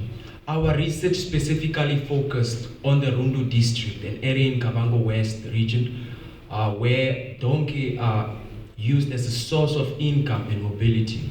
Now, in our research, we used a mixed method approach where we combined both qualitative and quantitative data. Now, surveys were given to donkey owners and users to collect information about their usage, ownership, and income. Interviews and observations were also conducted to understand community attitudes in regards to donkeys, as well as gender roles and animal welfare. Ethically, we made sure that all participants gave informed consents and their responses remained confidential. We also respected animal welfare and cultural sensitivity during the collection of our data. Moving on to our primary findings. Now, our primary findings shows that, number one, donkey owners are mostly found among the low-income households in the Rundu districts, where they rely on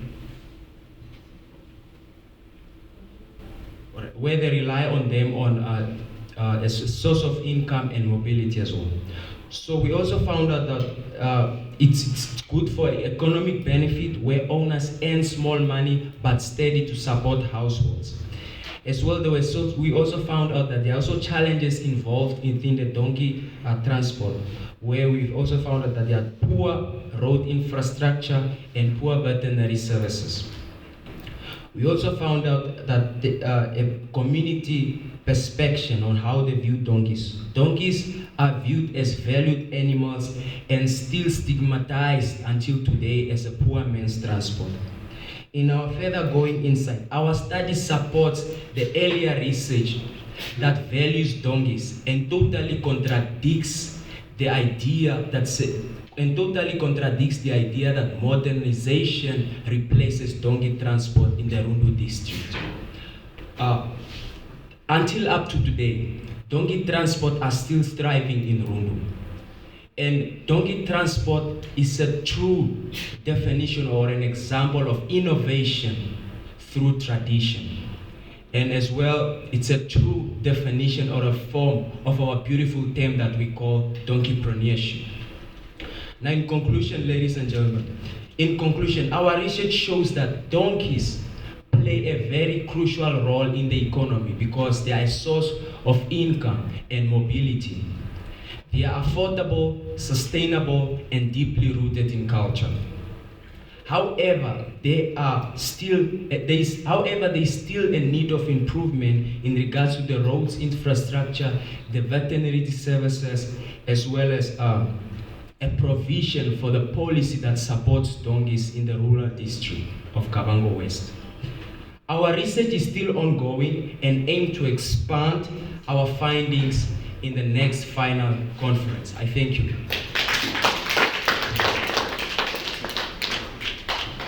I think we should give them another round of applause. Our undergraduate students doing that, it's very amazing, and I like the creativity in their research. Let's hold on to our questions or any engagements on that presentation. I will quickly call up our next presenter, Ms. Tanya Valemse, together with Dr. Wilfred April. Their topic is training and development obstacles in Namibia's rural cities and communities. Oh, the cities here, okay. A case on Block G, Rehoboth. Let's welcome her.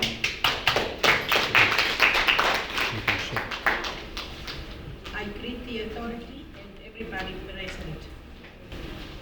My name is Tanya Valemse and my supervisor is Dr. April.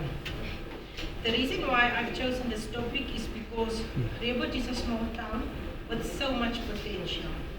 I've chosen Block G Rehoboth because it's the least developed section, and the informal section is Volstruisvlakte and Burgershoek. There's no electricity, no water. You have to go and buy some water from the machine or the little thingy. Thank you so much.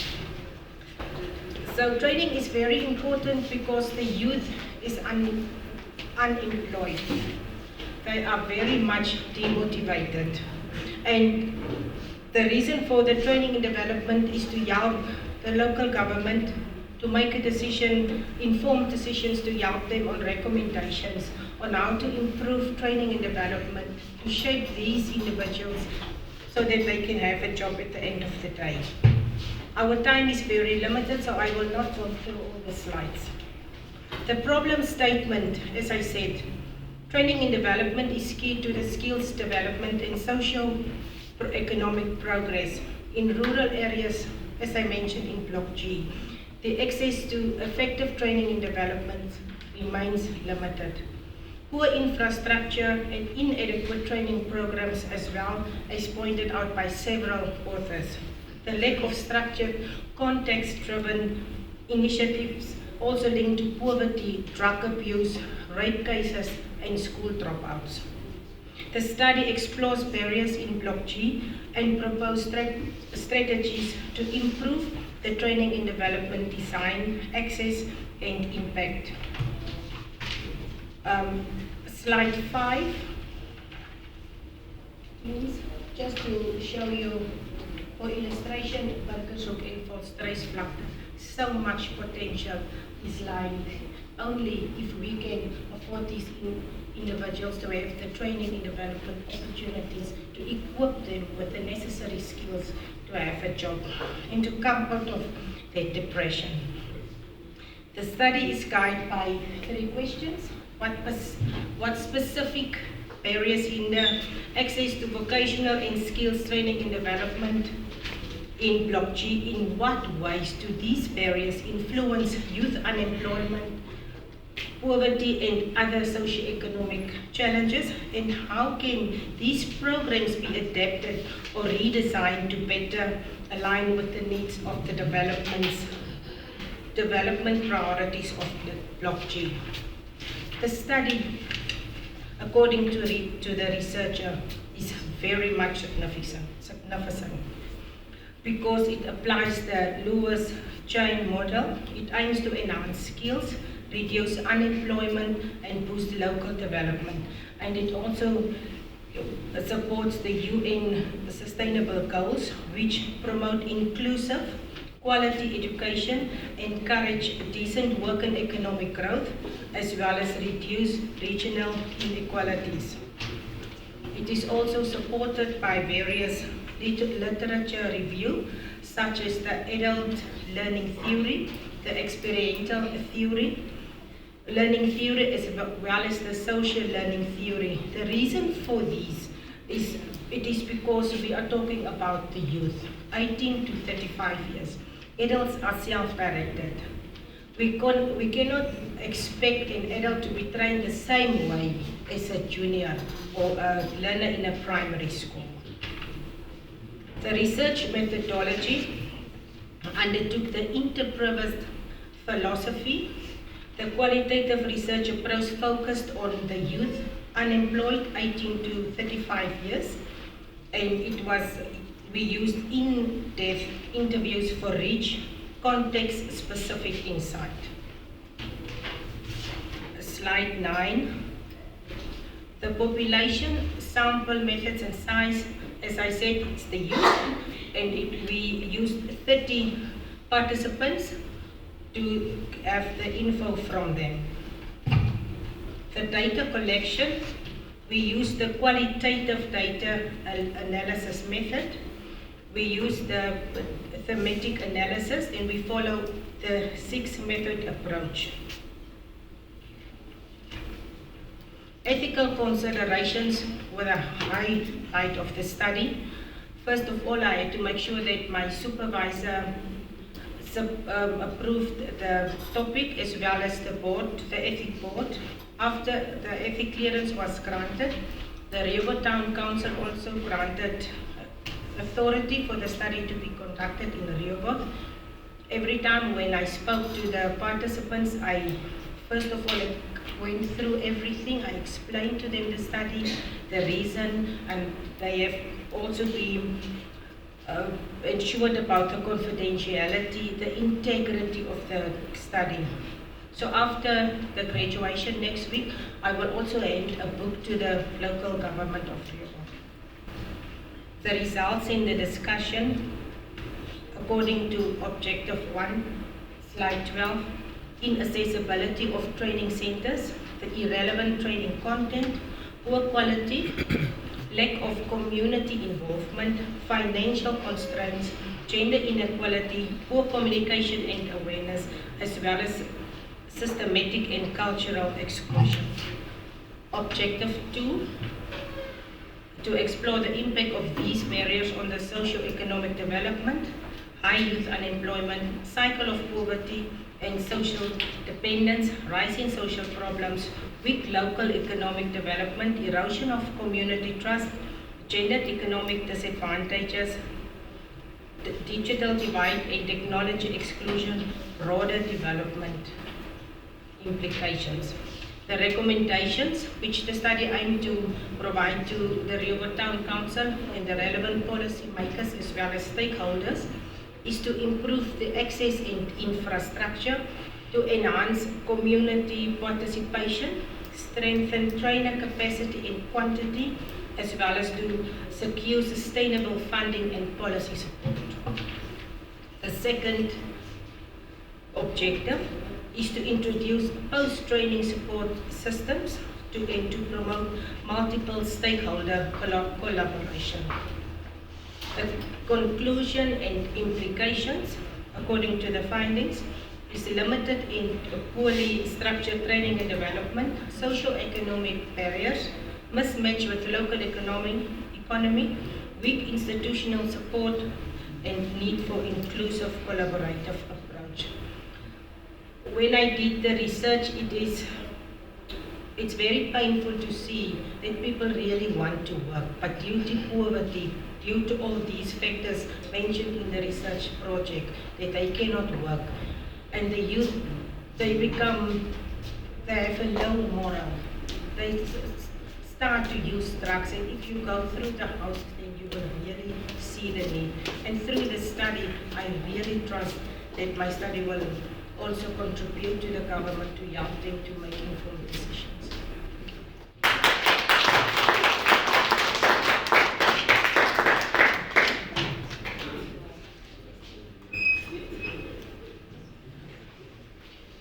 Let's give her another round of applause. As we all know, training and development builds communities, so without that we are not going to grow.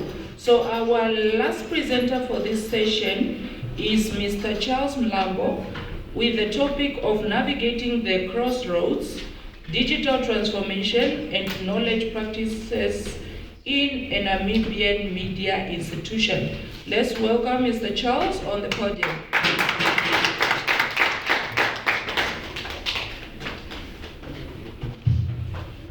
Thank you, Madam Chair, and thank you everybody for this opportunity. So without wasting much time, because now I understand our time has been reduced to 10 minutes. I don't know whether it will do justice, but I'll try to be fast. So my name is Mr. Mlambo, as you can see there, and I'm attached to IUM, for those who don't know me. I am a digital and scholarly communications librarian, and I'm tasked with spearheading the establishment of institutional repository. I don't know whether you know what an institutional repository is all about? No? Yes? How many know? I should tell you. Okay. In short, an institutional repository is a platform which showcases the research output of the University of International University of Management, our university. So all of you guys, we have been presenting here, and all those doctors, those master's students, all of you have done research, either at master's or even at doctorate level. But most of that research is kept in shelves in our library there. It's not visible. So now when you've got an institutional repository, you don't need to visit the library. You can have access 24/7. So that when you are even formulating a research topic, I think you know how difficult it can be to come up with a research topic. So it will be easy now to consult, to check what the institution has produced in the past and the present. So in short, that is what an institutional repository is. But already I'm out of my, because I realize that you might not be aware. So I'm wearing two hats in short. I'm a librarian and I'm a researcher.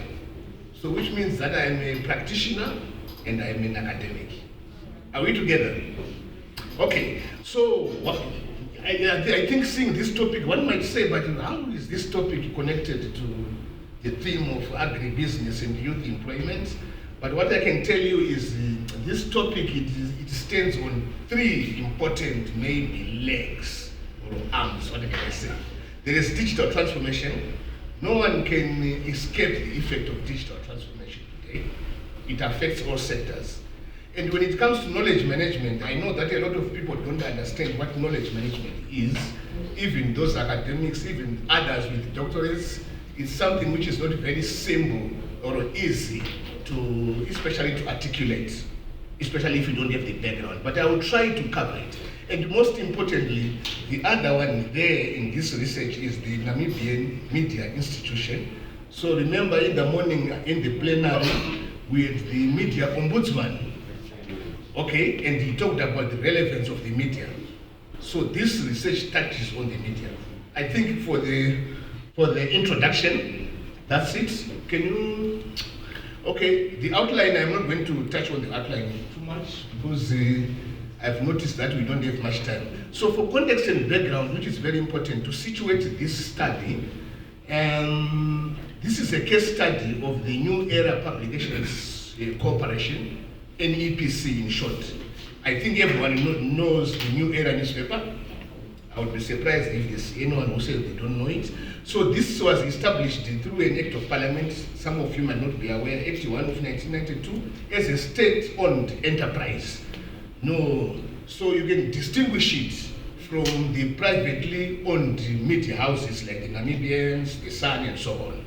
So they've got a critical mandate as a state-owned media house, and this study, it examined, now this is a timely study, as I said earlier, we talk of the influence of AI technology, but this study now examined how digital transformation, which is DT, how it is influencing knowledge management practices at NEPC.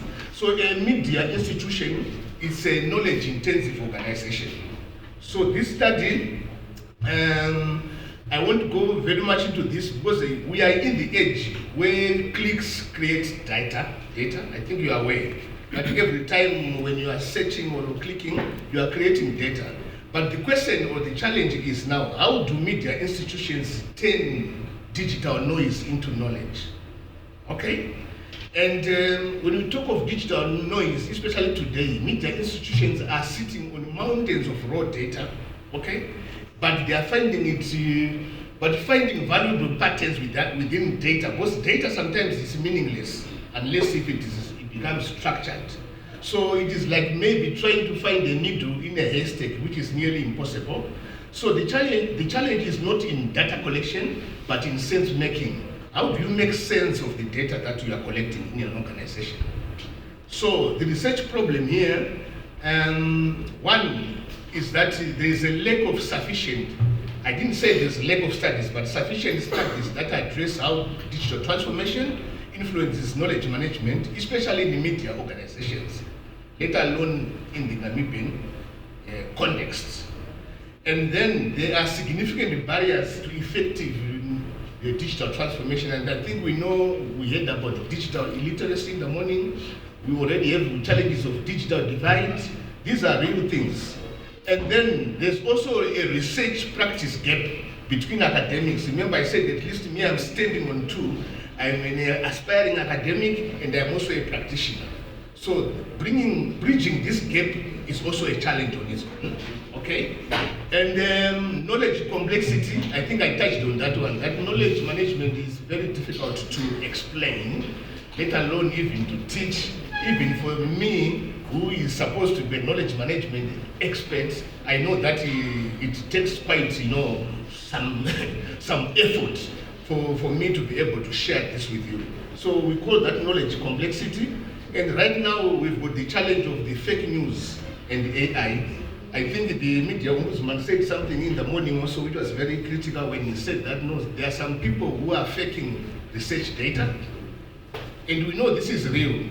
Sometimes as a student you think that no, the time, I'm running out of time, and you start now creating like what we call in accounting, creative accounting, or cooking books. So there are people who can do that in research. But obviously that is not ethical. But when it comes to news, we know that we are in the age of fake news and AI. So research problem, I think that is it. The research objectives, it was to examine the current knowledge management practices within new era and to assess now, importantly, how digital transformation or technology has influenced these practices and to identify challenges and opportunities for integrating digital technology and the KM and the organization new era. And I think in academia, obviously, you cannot do a research which is not grounded in theoretical frameworks. So this one, it is standing on 3 theoretical frameworks, okay? And there's what is known as the SECI model. This is socialization, externalization, combination, and internalization. Yeah, you don't know about this, but there's also socio-technical systems. This is a theory which aligns technology, people, and processes. Because if you are looking at an organization, you cannot check only on one sector. So technology is very important, yes, but it's only important as it is only an enabler. But people are important. And then we talk of processes. And then these frameworks, the 3 of them, there's also what is known as the DIKW. You might wonder what it stands for. So D is for data, I is for information, and the K is for knowledge, and the W is for wisdom. So this is another theoretical framework in the discipline. This is about transforming data into wisdom. And these frameworks, they help to explain how digital and human factors interact in an organization. So this study, just to quickly run through, it was, the research design was a qualitative case study. As I said, it was only new era. And the data sources, just to show that this one is an authentic study. As I said, we are not cooking here. And my supervisor is Prof. Muchongo, okay? And so it was data, 12 at least semi-structured interviews were held. And amongst the 12, I can confidently say it is with a very fair representation of the top management from the CEO, finance manager, IT, including the journalists. Okay? So I got a rich, a rich set of information in the data from this. As I have said, these were the participants. Data analysis, since it's a qualitative case study, we made use of thematic analysis using in vivo, okay, in manual coding. So for validation, there's also, we made use of triangulation and member checking. So the key findings here in this study is that there are digital transformation initiatives within the organization, but they are not it's not done intentionally, okay? They are fragmented, those initiatives, and they became more prominent after the outbreak of COVID. Because you remember COVID, at least it accelerated the digital transformation in organizations, more so in the media sector. And there is also improved efficiency right now because of technology, but there's a weak or non-existent knowledge management structure. And one thing, another key finding is that informal knowledge sharing takes place in the organization. When I'm saying informal, it's not something which is, on the organization's work plan, no, but the people being people, they socialize and they rely on individual expertise. And there is no formal knowledge management policy, like in many organizations, even in the public service. And there is no integrated knowledge management digital transformation strategy. Yes, there is digital transformation taking place, but it doesn't incorporate knowledge management. And there are some emerging digital benefits like real-time access and collaboration. And I think you've seen that the newspaper is also moving with the times. So, you cannot highlight a thesis which has been done over months in 10 minutes. But as I have said, I will just select some of the voices of the participants. Like this, R9 is a respondent 9, he said he was of the opinion that they reacted to the environment when they were asked now to assess the current KM practices. They said they reacted to the environment which they found themselves in, and crucially, they said they were forced to transform, all right, by the situation, especially COVID, which accelerated, right, when people were working from home and the newspapers they had to be published, okay, and the news had to be disseminated. And when it comes to the intranet, that is the IT infrastructure within the organization, yes, they have an intranet which is based on SharePoint, and SharePoint is a KM platform, a knowledge management platform. That is if it is used by people who know what they're doing. But they said that their SharePoint was not structured as a knowledge base, and there was no official strategy to manage knowledge, as you have said, another one. And another, this was a journalist, because obviously confidentiality, we were not fast enough to ensure that we are in line with what's happening in the industry or in the world to ensure that our goals are aligned with the digital world out there. So, which means that they were lagging behind. But at least they are playing catch up. So discussion, what we can only say is that yes, technology has improved information flow, but not institutional learning. That's one thing which came out. And KM is occurring informally, as we said, but not by design. And there is also socio-technical misalignment within the organization. And the organizational memory is fragile within the organization. Because like the media industry, I think you even read that there is a new managing editor right now. I think that new editor was appointed this week.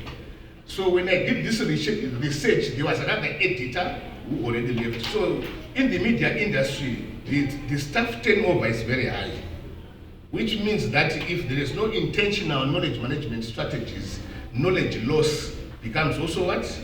High. So this is a challenge. All right? So recommendations, as I said, that this is just a summary of, just a one bit. Recommendations to the new era. is to urge them to develop a formal knowledge management framework that is aligned with their digital strategy. Yes, they have a digital strategy, but no component of KM, as well as to formulate and implement a digital transformation policy and to invest in capacity building for knowledge management and digital literacy. Because what was very clear is also there are different levels of literacy when it comes to digital transformation or to technology. I remember I interviewed one journalist, a mature journalist, who said when he started he was doing typewriting, but when things changed now, when laptops came, it was very difficult because he was saying even up to now he's still arguing that the laptop, the keys are too small for him. You understand? So someone is not shifting. And yeah, remember I talked about institutional repository. So this is another recommendation we would give them also, that they need to have an institutional repository and a digital archives, because they produce a lot of data, a lot of information, but how is it managed? And it's not being managed strategically. So yeah, I think with those few words, thank you very much.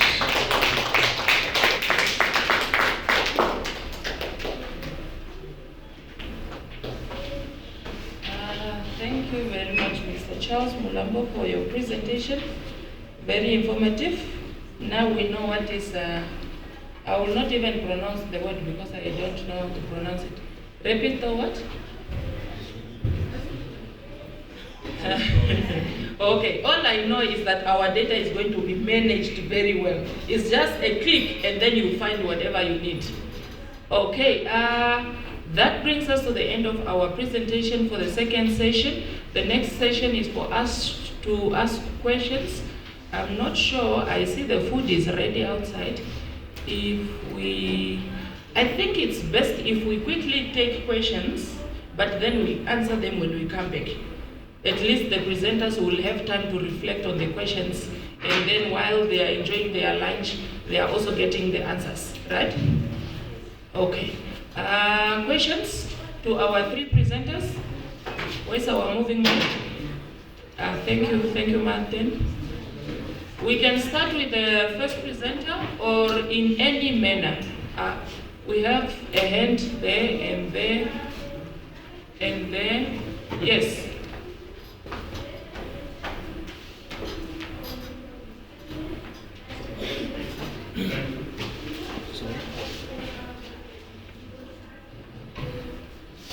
Yeah, go ahead.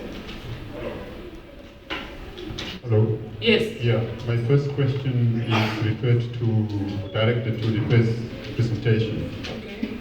That dealt with the donkey issue. They focus on the donkey as donkeypreneurship. But what about this is a study, it's a case study. But in terms of generalizability of this study, you look also beyond the Namibian borders.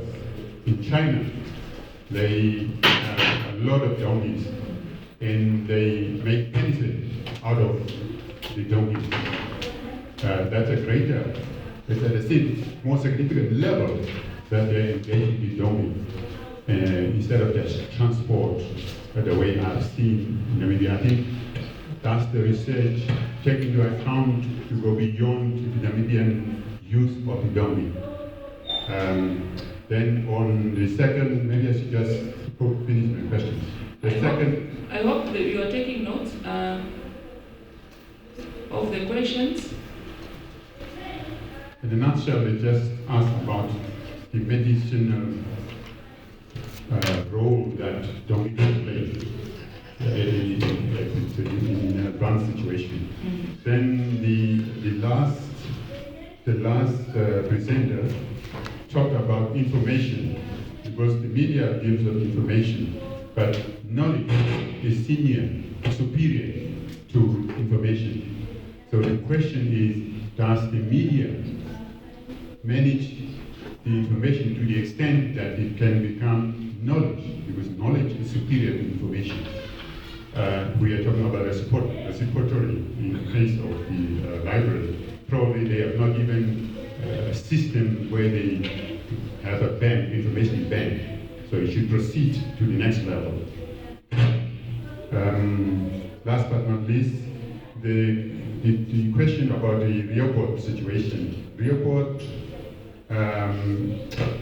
what is the research question? What is the primary research question there? And how was it answered? Thank you. Thank you so much. Please help me move the mic. No, we are not answering now. We answer after lunch. Sorry? Mine is, thank you very much for the presentations, all three groups.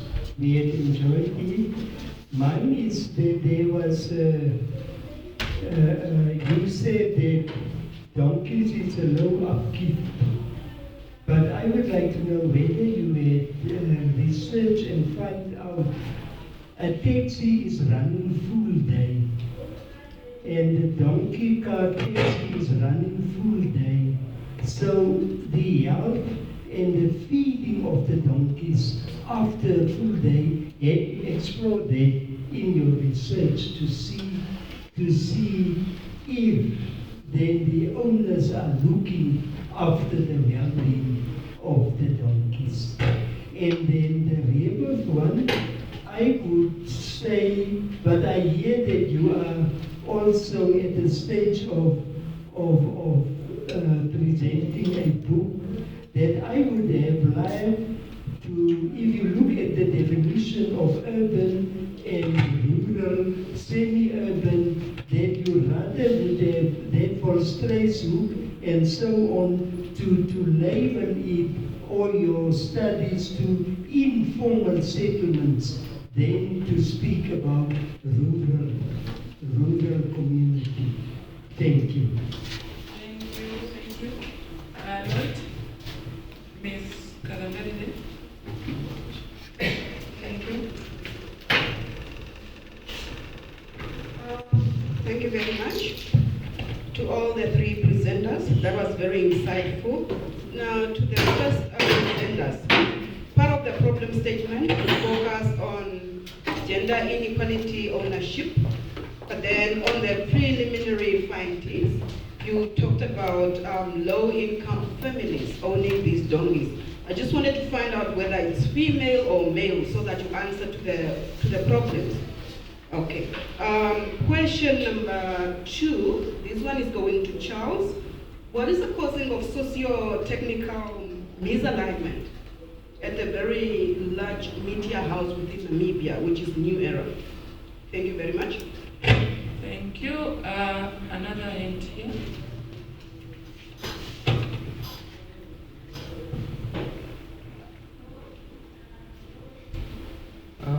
Thanks.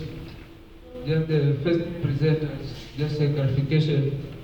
Yeah, on their study areas, they said that Rundu, and then they said that Rundu is a district, Rundu is a town, and then they said it's a Kavango, they studied from Kavango West.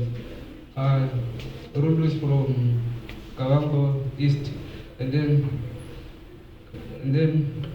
that part just to clarify things. Yeah. You are talking about Rundu, then you are talking about Kavango West. People are confused. Which one is which? Because Rundu is not in West, it is in East. At the back there,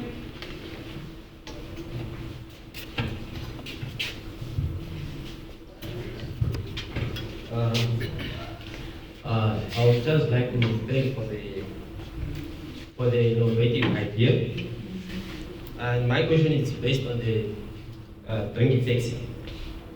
Now, since the research emphasizes their concern in the Kavango West, if I'm not mistaken, and their objective is to establish a donkey taxi. So my question is that how is the donkey taxi, how is the donkey taxi different from the donkey carts? And My question is that, are there not donkey carts in the Kavambo West? And if yes, now, how do they differ from the donkey taxi?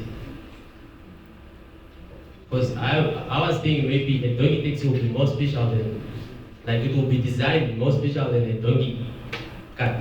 So I would like to know maybe what's the difference between a donkey cart and a donkey taxi, or maybe it's just the same thing.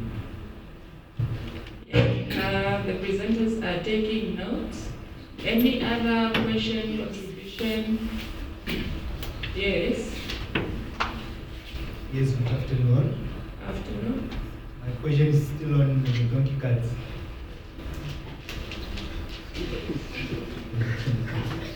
I feel exhausted, huh? Now, since you talk of donkey carts as, a donkey taxi, it's a form of taxi, right? In terms of Animal Exploitation Act, what are the steps that we're going to take into account to make sure that the donkeys are not exploited, are not misused? And then the other thing is, I've seen on your references, I saw 2018, they wanted to reference for 2018, 2019, but then according to on the university level, it should be 5 years to the latest, right? So, are you sure they, on your reference, everything is fine? Okay, thank you. Any other contribution, question? Okay, is there? Okay. I'm told our colleagues are still continuing with the sessions. I think we can just continue for now until we get a green light as to when to exit for lunch. We can start answering in any order. Who is ready to start?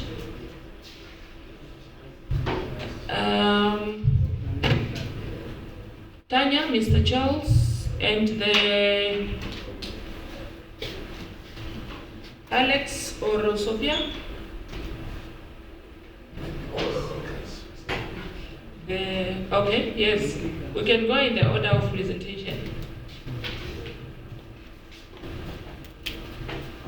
The first question was not just clear. Just hear it again because it's not really clear.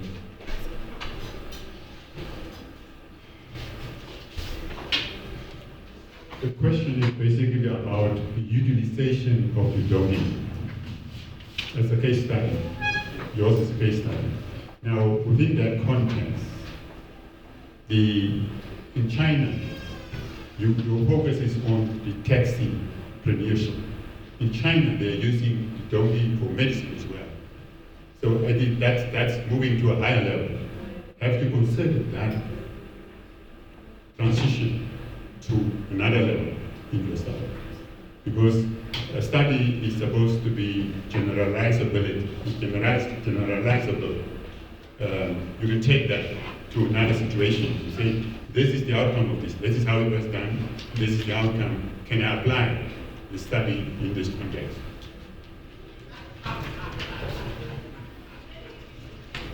Thank you very much. I will try my best to answer the question. Our research was specifically, okay, yes, the research is supposed to be generalized in terms of internationally as well. So, but we intended, we aim to focus as well on our local people because our local people don't have this knowledge, don't have this mindset of using donkey taxis on the perspective of economy. So that is why we really focus on tackling issues that are happening within our country. Yeah, I think it's just trying to advise that you can look at it in more general than narrowing. Since you're an undergraduate, okay, it's fine, but as you go, look into expanding so that you just don't look at one particular Yeah, like now you're just in the donkey taxi, but he's saying you can do a wider study on that. Thank you very much. Yeah. Look into that. All right. On the other questions?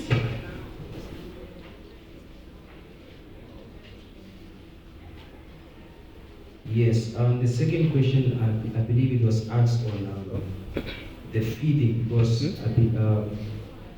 It was asked on the feeding of the donkeys.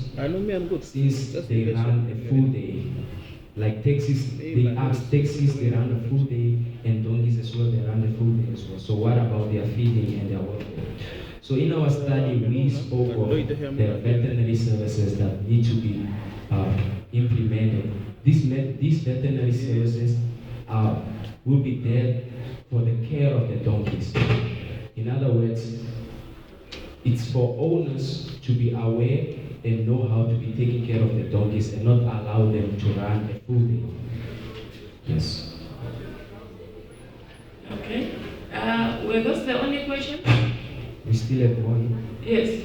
And the other question was on, I don't know if I can just, because it was not really clear question 3, somebody asked question 3. It's on what? I think it's on gender roles. Gender income ownership, that's part of the problem statement. And then part of the findings, you talk about low income families. So I just wanted us, you to highlight whether you are focusing on male or female to speak to the problem statement. So the gender roles came in, we made it as a way of finding answers to our research questions, because we then wanted to look at now the gender roles in regards to donkeys. Like for women, it helps them with, especially pregnant women in the rural areas, it helps them for transport. So that is when we found the importance of the donkeys. To say now their importance is for a source of emergencies, like for mobility and transport. So our research really has nothing to do with like the gender roles specifically for male and female. It doesn't have to do with the gender roles.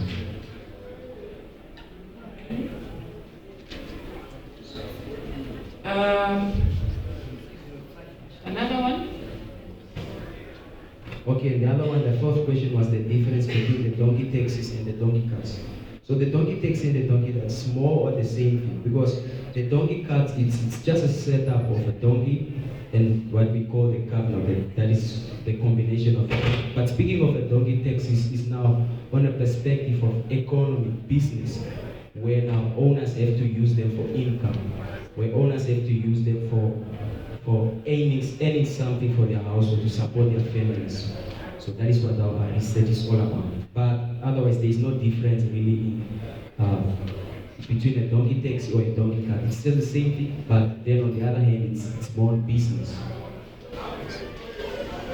So I'm just going to answer the final question here. I think it was about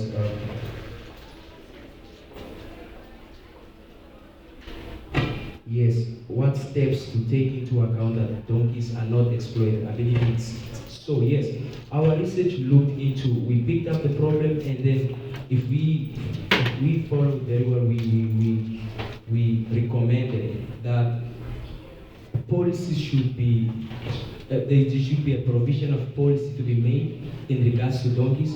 There is a way on how already donkeys can be protected, and as well the improvement of animal welfare, which are now veterinary services for all the donkeys. So in this way, owners will have the knowledge on how to take care, on how to make sure that donkeys are not exploited in regards to the health of the donkeys and their welfare. So I believe it's answered.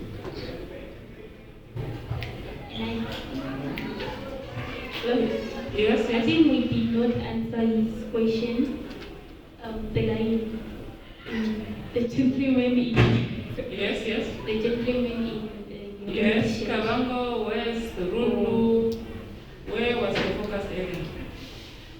We focused on Rundu. Rundu, that is in Kavango West. That is Kavango East. Our approach is in Kavango East. And he said it's a town, but there are close villages. And even when we did research in Rundu, there was someone who went there are donkey carts. Yeah. Okay.